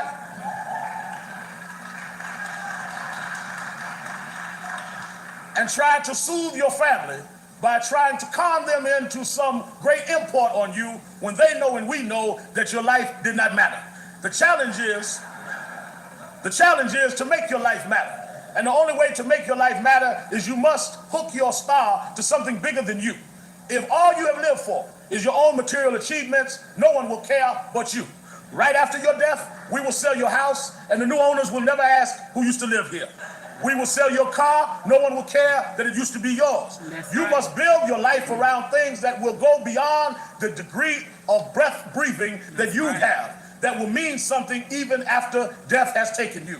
The reason why 25 years after Martin Luther King's assassination that they called his name all over the world was not his wardrobe or his car, but because he hooked into a higher principle and he moved humanity closer down the road of progress. The same of many others. And that is the challenge that I give to people of this country, is that we must look at those that are still locked into ghettos, that are locked out of opportunities, that are locked in unfair criminal justice setups, and we must move toward progressively freeing that bondage. Otherwise, our lives have meant nothing. In the end, history will judge this generation, and it will judge it not by our styles. It will judge it not by our capacity to entertain. It will judge it by, did we continue where history was marching from the generation ahead? Where are the Martin Kings? Where are the Elijah Muhammads? Where are the Malcolms? Where are the Fannie Lou Hamers and the Rosa Parks of this generation? They must not settle for... When he said that, When he said, "Where are they?"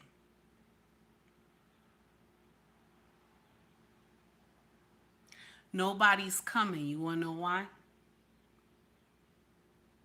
Nobody can be a duplicate. You want to know why?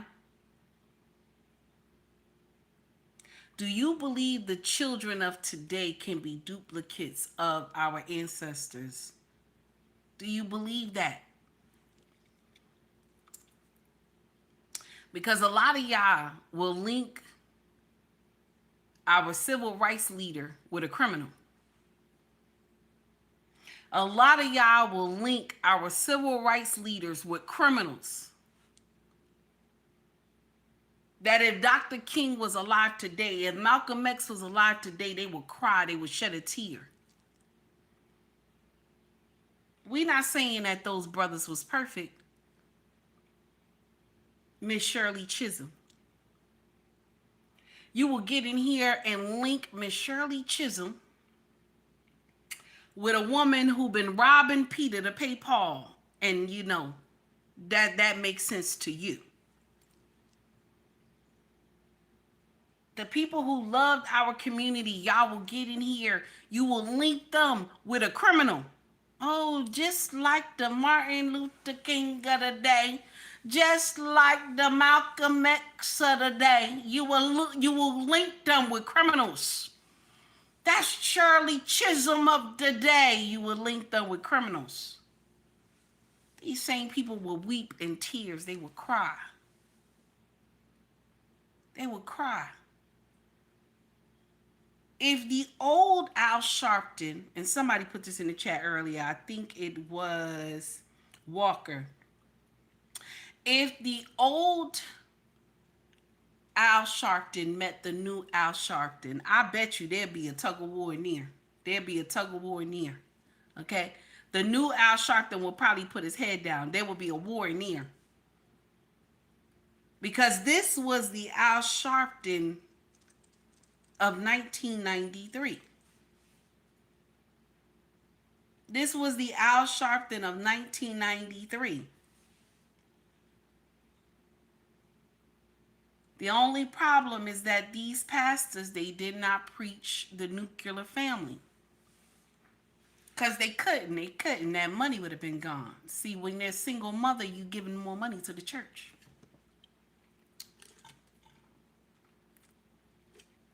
I know it's nasty, but it's true. I know it's nasty, but it's true. Let's continue. Dress right from a designer rather than a new and aggressive mission from their forefathers. We must take the mantle, and it cannot be given to us cosmetically. It must be earned through struggle. I end by saying that all of our accumulated material possessions and achievements will be meaningless if we do not take that advice. Many of us are impressed with having our degrees now. And certainly this is the most educated generation of Americans in the history of this country, but we have the less to show for it. We have made less progress for those that are down than any generation before us. So what does it matter that we have more degrees of history if we have not learned the lessons of history? What does it matter that we understand the books of sociology better if we have not changed the social conditions under which people live better? We must not get caught up in our titles. We must be caught up in the function of those titles. To have a doctorate degree and not be able to make a difference means that you are a paper typer and you will not survive when the shredder of history comes along. Thank you very much.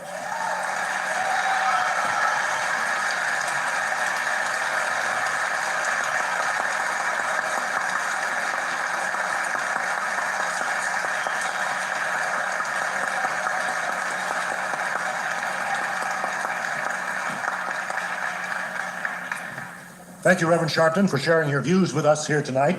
You know, this is a good illustration of why the Ford Hall Forum is important.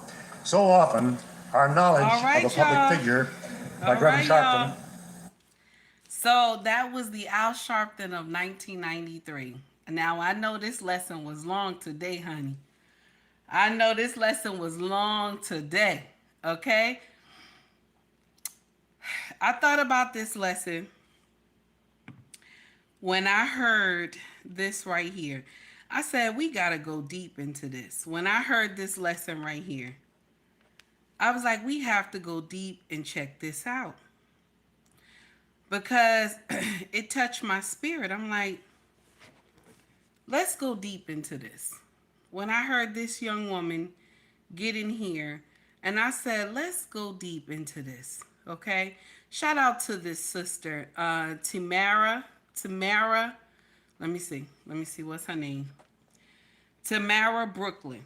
Okay. Tamaya Brooklyn. Tamaya from Brooklyn. Okay. Shout out to this amazing content creator.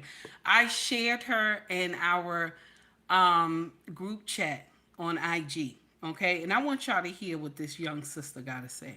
Here we go. When the elders tap us because they no longer have the energy, but they have the wisdom, we need to be ready to get in the ring. Y'all don't even live around here. I tell them people, this is another prime example of poverty pimping. I said, you know what happens when people realize that they can profit from the pain of black people? They create nonprofit organizations.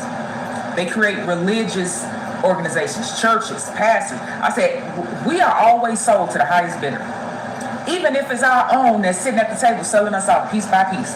That's why I go so hard at these damn politicians and pastors. Because 90% of the time, they are the ones selling us off piece by piece. The ones that look like us. The way the people in that room was amen. And that's right. And I'm talking about the elders. People in there that said they've been doing this work for 30 years and they still fighting for funding. I said, let me tell y'all something. It's because they are not coming here to eradicate anything. You think they want to get rid of crime? No. Crime pays. Crime pays. At the end of the day, it might not pay us, but it pays judges, it pays lawyers, it pays coroners, it pays doctors. You hear me? It pays policemen. It pays everybody but us. We are the ones that catch, we are the stock to them. I say, I want y'all to do me a favor, and I want y'all to think about all of these large churches and these nonprofit organizations and these healthcare systems. I want you to think about them, and then I want you to think about who is actually at the top of the food chain in many of these spaces. Because it ain't us. I said, you know why? We are here because we are always the face of their businesses. Because at the end of the day, the church is a business. The nonprofit sector is a business. They just buying up land and talking about they doing housing and interventions and drug abuse, recovery and all of that. And all of them people, when you look at them, they don't look like us. And they have people like us as the front-facing people who go out into the community. I said, y'all ain't getting no higher than street intervention. Because to them, we need to be on the street talking to the people and bringing them in the doors. Everything is about numbers. Everything is about numbers. When I got through ripping them folks up in there, and it wasn't even disrespectful, that man said, that's hard to come after. I know it is. And when I looked over and I saw them older people that trusted me to speak up for them, nodding and saying thank you, I knew my job was done. My job was done for the day. But I got something else for their ass. Now, this woman right here, now I know her approach might be a little rough around the edges, but this sister is speaking the truth. Do you hear me? This beautiful sister is speaking the truth with a short haircut, baby. Okay? With a short haircut. This sister is speaking the truth. She's seen some shit. She have went through some shit. Most women who been through something and they came out victory, they had the victory on the other end, those be the most amazingest teachers that they can show you some shit. They can show you something. This is where I came from. This is where the teaching that was supposed to be passed on from Big Mama, from your mama to you, but because of the crack era, we didn't get that teaching. So we had to go through the bull crap to get the teaching and then continue to pass it on to the next generation. And now the next generation, because they were not raised by good mothers, and that's us, okay? They just sitting up there like, I ain't listening to this. What kind of shit is this she talking about? Then she go through all hell and understand what mama was saying. Mr. He said, I got you, sir. I saw you for the $2 super chat. Thank you so much for donating to the channel. Amazing work, sis. Need that video. Don't worry. I'm going to send it right to you. Okay? I'm going to send it right to you, sir. This is the uncomfortable truth that we don't want to hear it. We don't want to hear this truth. You understand? We don't want to hear this truth. We rather get in here and be continued to be told lies and stuff like that. Because it makes sense. You understand? It makes sense to continue to be told lies. I just sent it to your DM, sir. It makes sense to be told lies. So we get in here and continue to keep telling me lies. Shout out to the Angry Man channel. I want you to hear this dissection of Pastor Jamal Bryant, okay? One of our famous pastors that get out here and do back shots for free, okay? Let's get him in here. Here we go. Been praying for me all week. You've been nervous all week, but I ain't afraid of the spooks that sat at the door. You ain't afraid of the spook that sat next to the door? Why would you need to be afraid of the spook that sat next to the door? There's no way he read that book. These runaway slaves hiding in the White House. So, Pastor Brian, if the black folk that went to the White House are runaway slaves, one, what are they running from? The Democratic plantation. And two, if you're trying to imply that Trump is a racist, why would runaway slaves hide in the White House with a racist? Are you trying to say you're not a runaway slave because you still with the Democrats? Yeah, I don't think you thought this through. Y'all been praying for me all week. You've been... So, this right here, this man right here, he has been the topic of conversation for a couple years now because with the multiple baby mamas and then how he said he want to sell weed on God's holy ground. You know, I want to have weed. I want to grow weed on God's holy ground, you know. Listen, I'm confused. I'm confused. A lot of the stuff this man say, I'm confused, you know. And then to get up there and have your side chick be made the children's pastor, okay, the youth pastor, and then you turn around and marry her a year later. And this is the thing, because I always thought that the Bible, you know, if you are a pastor, you're doing wrong, you're supposed to come down off that pulpit. I always thought that, but, you know, I'm confused. Okay, I'm confused. I listen. Yes, honey. I'm confused. Okay. So, you know, Pastor Bryant, because that's his name. Now, I know Walker got in here and said he's not no pastor. Now, Walker, that's his name now. That's his name now. Okay? That's his name. Now, fathers are important. This is the video. Fathers are important. I want to drop this in your lap right here. Okay?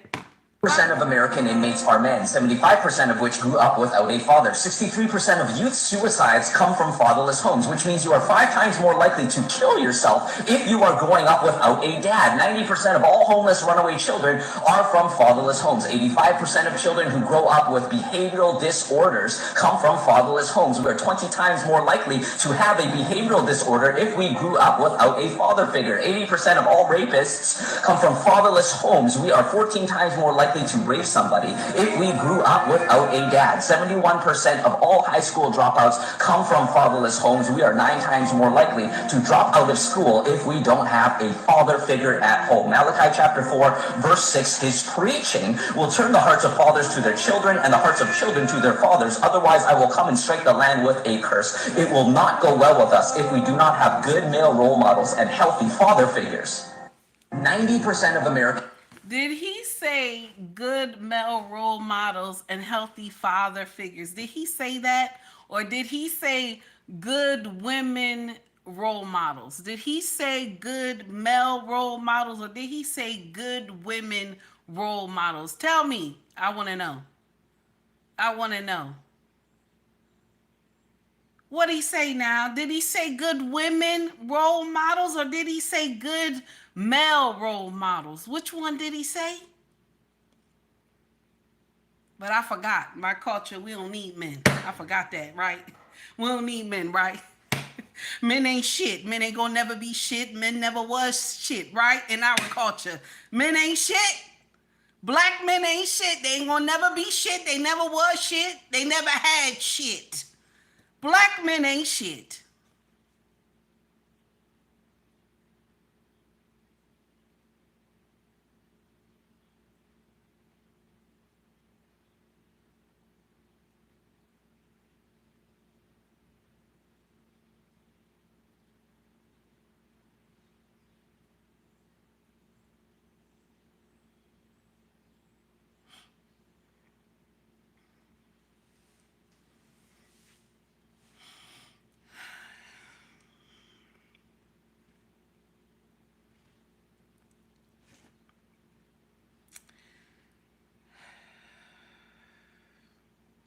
Thank you to Corey Joe for donating to the channel.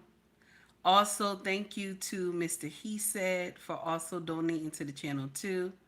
So let me get Corey Joe out the way. Here you go, Corey Joe, for the $2 super chat. My brother, I know you're not here no more, but I still got to shout you out. Here we go.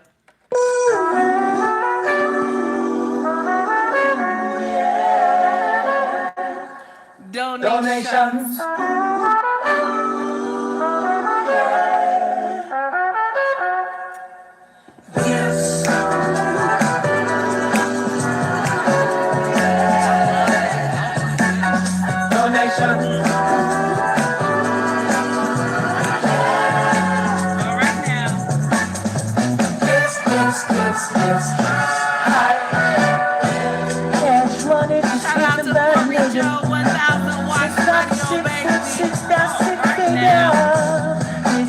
But the price keep rising. Gold in my hands, we're feeling divided. Get it. One talks, y'all hear it coming.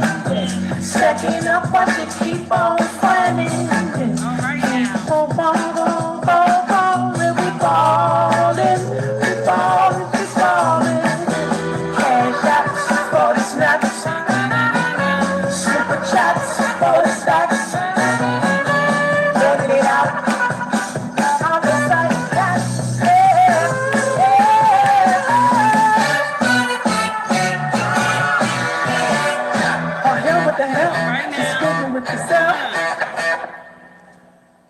Shout out to Corey Joe. I appreciate you for the $2 super chat.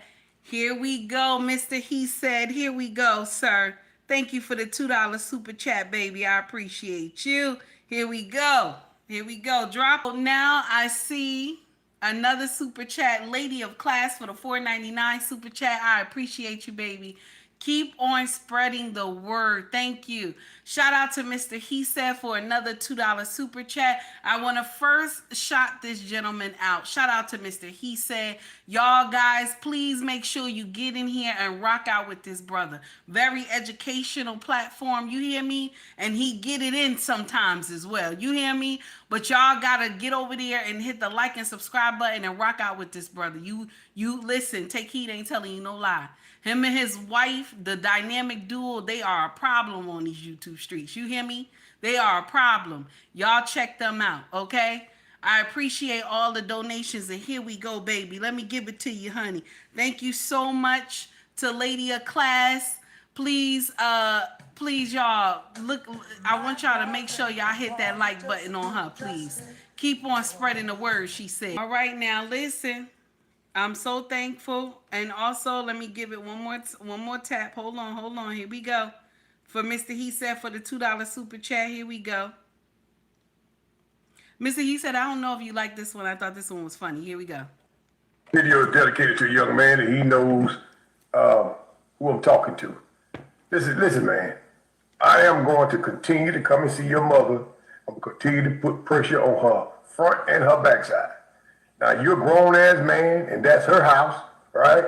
And she told me I can come over there and tenderize her ass anytime I get ready. Never no more motherfucking do. And so you mad? I get you. If you're a grown ass man, yeah, go get you somewhere else to stay. You understand what I'm saying? Cause I'm gonna keep coming over there doing what I motherfucking do. You ain't heard and seen. You ain't heard shit yet. I hope you ain't peeping. You peeping Tom looking motherfucker. But you ain't seen shit yet. I'm gonna wait that come over there the next time. You think she was screaming last time? You wait that pussy. I got some shit for her motherfucking ass. Oh my God. And your ass can't be nothing but mad. And you can feel a little froggy and grab me. But I'm gonna tell you this, you done fucked up for real then. I'm gonna try to break your fucking neck, you bitch. Now, sir, I hope I'm not being disrespectful. I thought it was funny. And y'all know I'll be putting it into the show now because I thought it was so funny. Please don't think I was disrespecting you in any way. I thought it was funny. Okay. Who else we got? Okay. Mrs. O is doing a show today at 4 p.m. Eastern Standard Time. Mrs. She said, please don't think I did anything disrespectful, my sister. No, please don't think I was doing anything disrespectful. I thought it was funny because I've been using it inside the lives a couple days now. Y'all please rock out on Mrs. O show. This sister right here. Listen, Yahweh has called this woman. You hear me? Y'all go check out Mrs. O content. You hear me? Educational, honey, and fire, baby. Do you hear me? Y'all go check out her channel.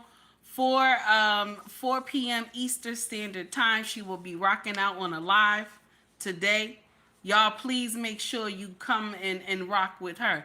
Miss O, can you put your link in the chat? Mrs. She said, please put your link in the chat.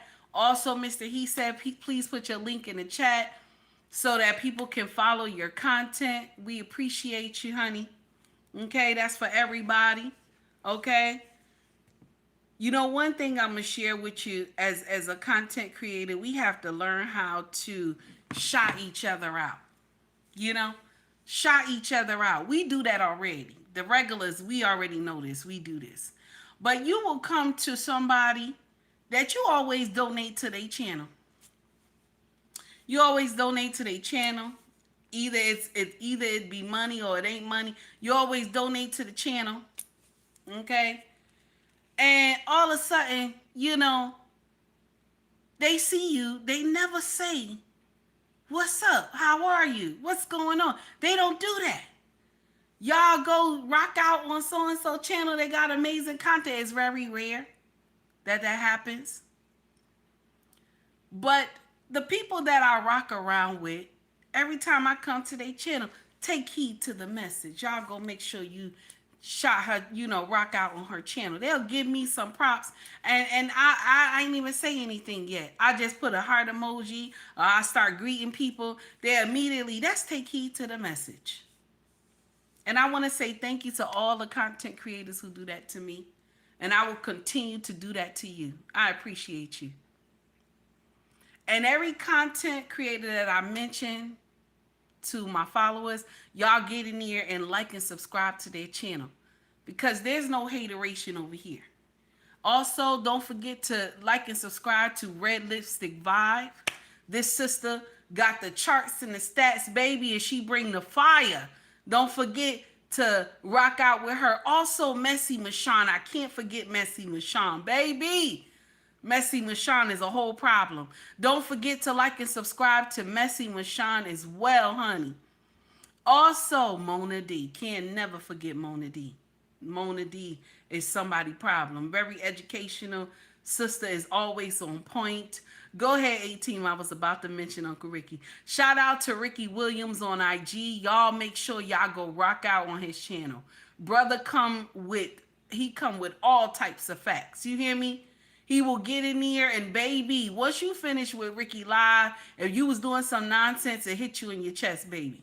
It hit you in your chest, honey. All these content creators that I named, if you are doing nonsense, baby, it will hit you in your chest. And especially Lost in Translation podcast too. 18, I believe I shouted him out earlier in the podcast, but we'll do it again. Shout out to Lost in Translation podcast. Brother, content is always fire, educational. And let me share something with you. When you say a man of God, that's what he is. When you say a man of God, that's what he is. Honey, he will get you straight, honey. And he know that scripture. He'll get you straight. I have been on the opposite side of getting you straight, okay? I have been on the opposite side of Lost in Translation, getting you straight, baby. Now listen, embrace the grace. All right, my sister, thank you, Miss O. Shout out to Embrace the Grace as well. Y'all get over there, like and subscribe to the channel, okay? Sister from New York, like and subscribe to the channel. Content is funny, and she get in there and she'll educate you, honey. She'll get in there and educate you. Start charts and stats and everything. Now take heed, don't do all that. I don't do none of that. I want you to know that that's not my channel. I don't do charts and stats. Listen, I don't even be wanting to search for some of this stuff, okay? But some of y'all, you know, when I want to bring a correction, I got to go search. I don't be wanting to be doing that shit, but I don't be having no choice, okay? 1,000 watts radio. No, I shouted him out already, 18. Thank you, baby. Now, shout out to Young Black and Wealthy, okay? Shout out to Young Black and Wealthy, okay? And there's a new House of Representatives. There's a brother running for House of Representatives. Guess whose seat he's running for? Guess whose seat he's running for? Because sister girl time is up. Guess whose seat he's running for? It's a black man, okay? Let him introduce himself. Here we go. Guys, you wouldn't believe it. I have Mr. Sheldon Daniels here with me. He is running against Miss Jasmine Crockett. Yes. Why do you feel that you would be the better candidate over Miss Crockett? I'm a small business owner. I'm a dad. I'm a U.S. Army veteran, and I'm a husband, a family man.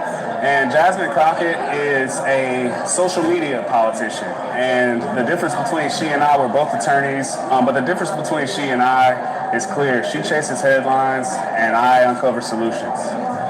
And, you know, she tries to pretend like she's from the bottom and she understands the struggle when, you know, in reality, the facts show that Jasmine comes from high privilege in Missouri. You know, you hear her talking about $5,000 like it's nothing, right? That, you know, for someone to be that insensitive to the struggle, you know, 17% of the people in our district live beneath the poverty line, which is higher than the national average of 12.5%. So Jasmine Crockett is all performative politics, and what I mean by that is you get no real effective policy that's going to make your life any better. You know, the only bill that Jasmine actually authored since she's been on Capitol Hill was a bill that put out-of-state workers against the very people in our district. She made a bill that says, hey, if you want a business in our district or in Texas, if you hire somebody who's not from here over somebody who's actually from here, we'll give you tax breaks. That is so not common sense, and that is so harmful to the hardworking people of TX. Right, guys, you wouldn't believe. So Jasmine Crockett has been in the House of Representatives for what, 4 years? Am I right? She's been there 4 years. And out of the 4 years, she has only wrote one proposal out of the 4 years. What you doing, sister girl? What you doing, sister girl? You up there slinging that 27-inch? What you doing, sister girl? Huh?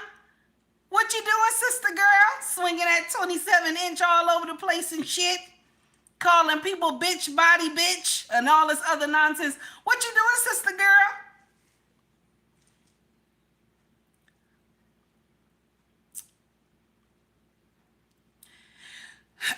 He said that she's a social media, we're going to call her an influencer. You're a social media influencer. You just work up there at the House of Representatives when you feel like it. You did what? You did one? You did one. All that time, you only wrote up one? 4 years, you wrote up one? Oh, shit. 4 years, you wrote up one. That's nasty. Now, Tiffany Henyer, y'all know she lost, right? Didn't she lose her seat? She lost her seat. I think Messy Michon dissected that now. And Messy been on that ass, honey. Messy been on that ass. Shout out to Messy Michon. Messy been on that ass, honey.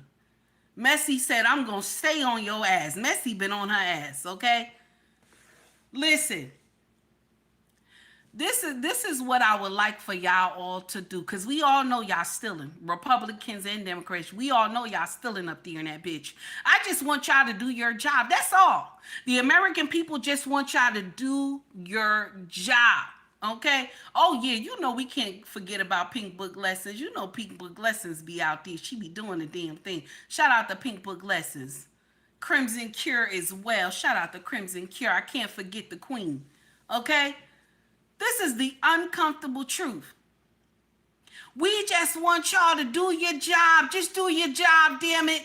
You sitting up there talking about $5,000 ain't nothing for the American people. Bitch, what? Bitch, what? Sign me up. Nobody else want that $5,000. Sign me up. I want it. Bitch, what? I don't mean to call these women out their names, but bitch, what? You want me to do, you don't want, you know what I'm saying? You telling me $5,000 ain't nothing? Okay? Oh, thank you for making a comparison, my dear lady of class. Let me share something with you. I always tell people I can never come close to Crimson, but thank you so much, honey. I appreciate you for saying that, okay? But I'm a student just like everybody else under Crimson, because I love her content as well. But she's sitting up here talking about $5,000 ain't nothing. What? What, bitch? What? What? $5,000 a pay mortgage, okay? You be able to pay that light, the gas, the water, the sewage. It depends on where you live at, though. Light, gas, water, sewage. You be able to put a tank of gas in that car and probably buy some food, okay? So $5,000 ain't nothing, bitch. That's what you said? That's what you said? Because you live good. You've been weird in the House of Representatives for 4 years, and you a millionaire. You a millionaire. This brother said you only been near, the brother said you only wrote up one proposal. One proposal you only wrote up, and you a House of Representative. 4 years, only one? Why nobody ain't telling that? Okay? Walker said mortgage for a couple months. Okay, now not everybody. That wouldn't be mine. But I say, let me see. Maybe like 3 months. I think you're right, Walker. Maybe about, let me see. 2 months. 2 months, yeah. About 2 months. Then you could be able to buy some gas and a little food. Yeah, 2 months. But she's sitting up there talking about, American people can't be fooled. Who's being fooled by $5,000? You can't buy the vote. Who's buying the vote? Didn't we already vote him in as president? Did we not vote already? Okay. Did we not vote already? You know what I'm saying? You did what? One time, 4 years? One time? Nobody say nothing. She get in here, she starts snapping and shit. Talking about she from the Divine Nine and all this other stuff. Listen, I'm going to share something with y'all. I hope the brother win. I hope he win. I hope his constituents, I hope they vote him in. I hope he win. She no longer need to be up there. I'm tired of all that nonsense. I am. Let me share something with you. I don't know back in the day if any of y'all remember, but you know, black women used to be able to tell people off without cursing. Anybody remember that? Black women used to be able to tell you off without cursing. Now, you know, we curse. Sometimes, you know, I get in here, I ain't gonna lie to you, I will get indignant. But black women used to be able to tell you off without cursing. And baby, by the time she finished reading you, your heart hurt like, damn. You know what I'm saying? Your heart hurt because she done read you from A to Z and she ain't cursed not one time. They don't have that no more, y'all. They don't have that no more. Crimson Cure would do it, though. Crimson Cure would do it. That's the only woman I know so far. Crimson Cure would do it, honey. Baby, when she finished reading you, honey, your whole heart hurt. And you be like, why did I just go and say something to her? You know what I'm saying? That's what it is.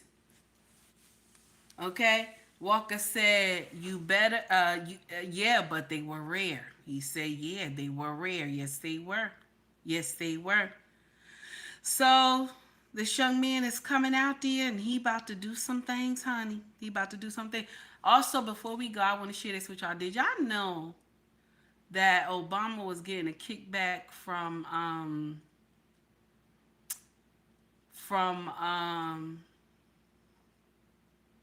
the Obama Health program? Okay, that they called Obama Health or something like that. Obama Medicare or Medicaid or whatever they called it. Because they was making a joke about him, right? Do you know he got a nasty kickback every year in royalties he gets? I think it's $2.6 million every year.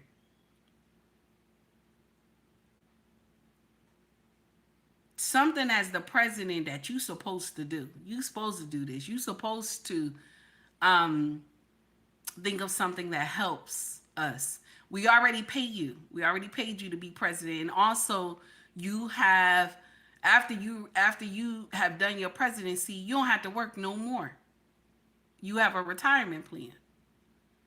And so you getting a kickback for I think it's 2.6 million a year. Trump said no more. He stopped that. Now, we going to say allegedly because, you know, you get these news from some content creators and they mean I have the right stuff. But I'm going to check it out. I'll let y'all know tomorrow. But 2.6 million. Come on now. Come on now. Guys, have a wonderful day. It's 2:53. Okay, 2 hours, 53 minutes. That I have been up here with y'all, okay? And I've been talking my shit. Everybody have a wonderful day. Thank you to everybody who donated to the channel. If you can donate through Cash App, you can donate through Venmo as well after the stream is off. If you still want to donate, you can also donate through Super Chat while the stream is still rocking. Green Beans, how are you? It's good to see you, my brother. I thank you so much for y'all stopping by. If you want to shop with us, our family business is called ubmrexfashion.com. If you're interested, okay? ubmrexfashion.com if you're interested, okay? Also, if you want to shop merch, scroll to the top of the page. You will see Shop or Store. Go in there, check it out. See if you like something, okay? See if you like something. Yacht Walker, I said the same thing. See if you like something. Shirts, hoodies, water bottles, mugs, and everything like that. Shout out to Anthony, the singer. We about to play his music and we out. That's it. Okay? Everybody have a wonderful day. God willing, I'll see y'all tomorrow. Okay? God willing, I'll see y'all tomorrow. Thank you so much for coming to rock with me today. Lady of Class, which app do you get the most money from us? Which app? What do you mean? What app? You mean like if POSHMARK and Mercari, you mean? Is that what you're talking about? Like the clothing app?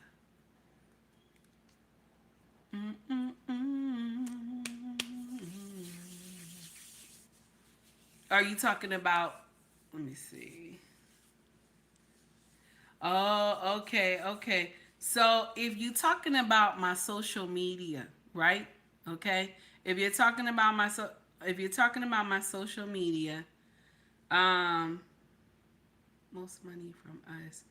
Okay. I guess Renee is right. She talking about which one? Cash App over. Okay. Cash App I get the most. It come directly to me. Yep.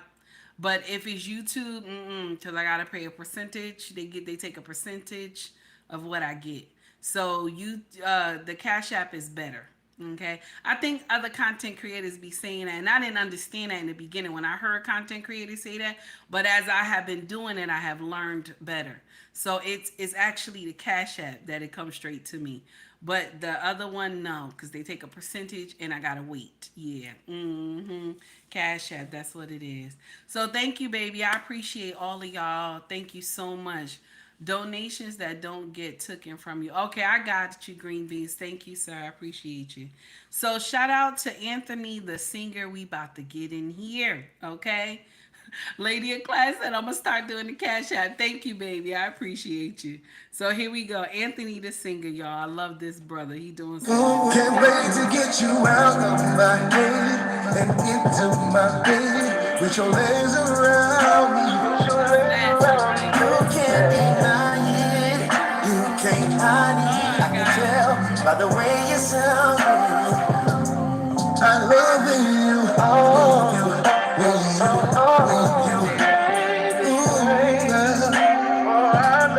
I love you.